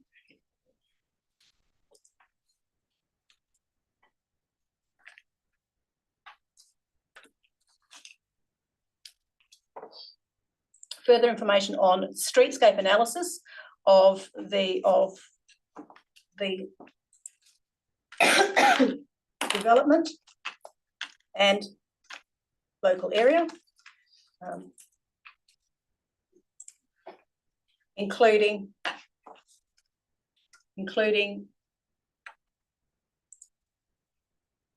the state, including in the context of, so impact of the street in the context of status of the activity, centre precinct and relevance on the emerging streetscape character and context, and building design, articulation, bulk and scale. And the final point is in the context of the existing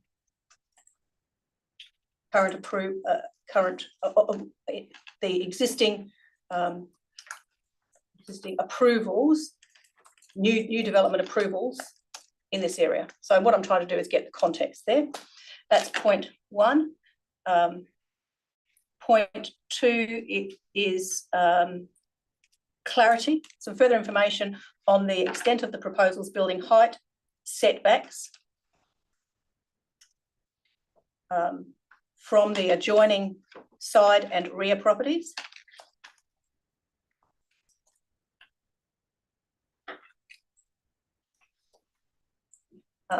The impacts and the mitigation action. So I'm looking to get clarity over the building height setbacks. And this is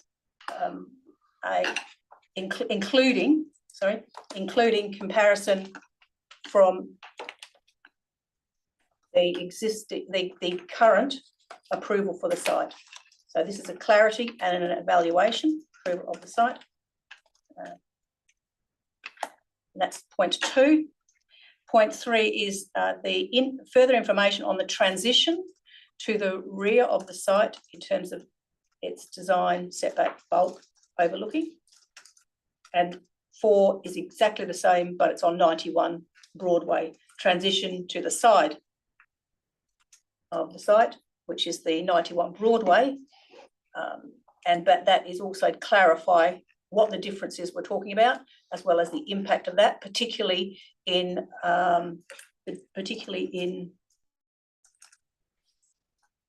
overshadowing and overlooking.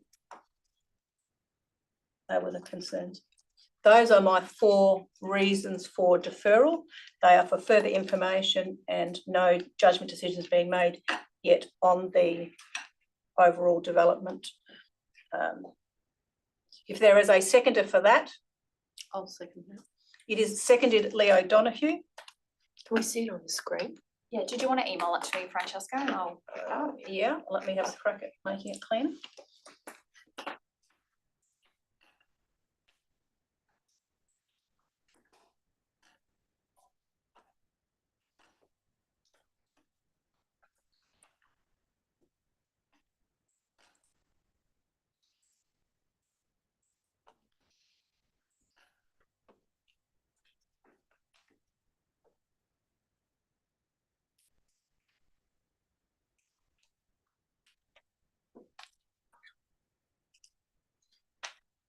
And do you think you'll not just 2 seconds?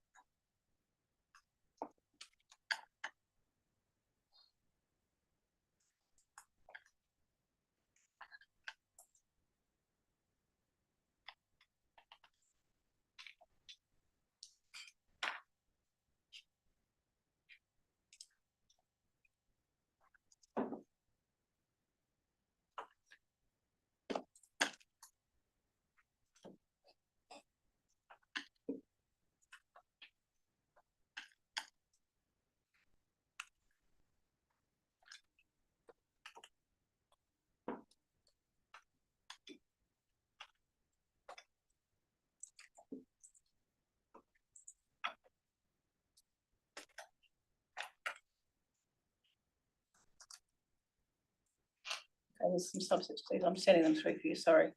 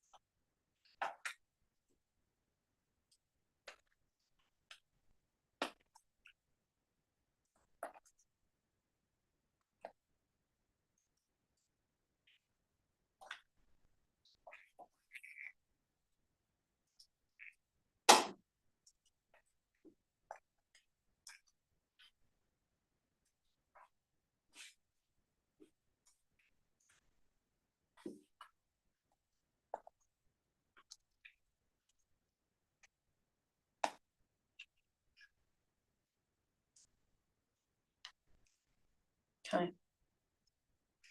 Right, I'm about to send it to you. Just to the regular thing.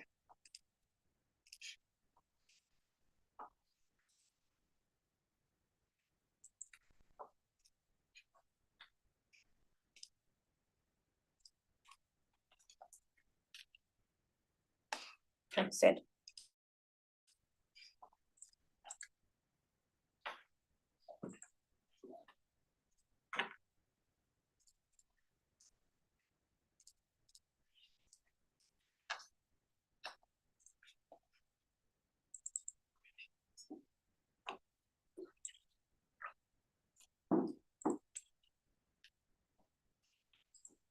And there was, I've just seen a typo in there.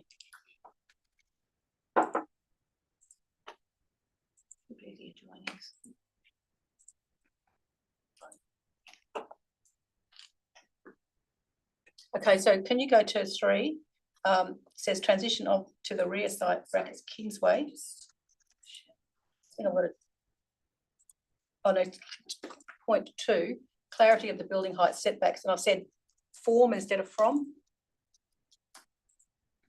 and properties instead of property. And 4 is transition to the adjoining side, bracket 91 Broadway.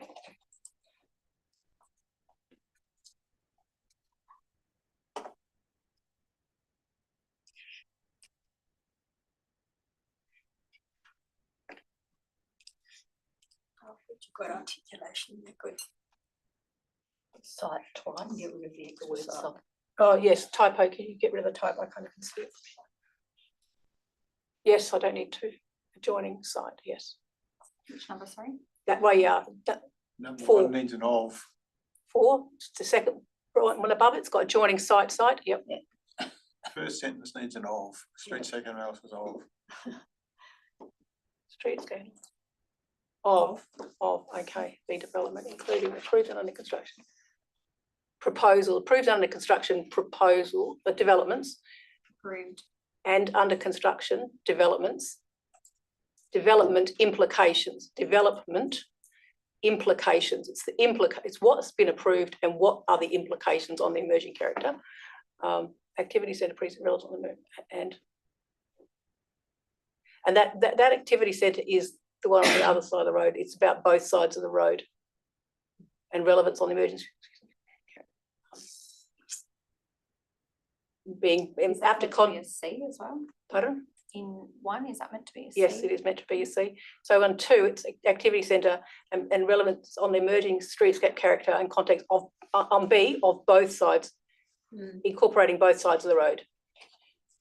Both sides of Broadway. After context. Yes, on both, incorporating both sides of Broadway. So I'm trying to get streetscape, both sides of Broadway. Because streetscape occurs to. Do you want to put in City of Nedlands, City of Perth, so that it's clear that it's 2 local government areas? No, I'm fine with that. I'm absolutely fine with that. It's going to, the officers need to, well, whoever's going to provide the information. Streetscape design. Because streetscape design, articulation, building. Yep, okay. Clarity. So that's my motion, and it's been seconded by Leo Donoghue. I don't have any further comments to make. That covered everything I raised. I will now go to the vote. All those in favour? Against? It's carried 4-1.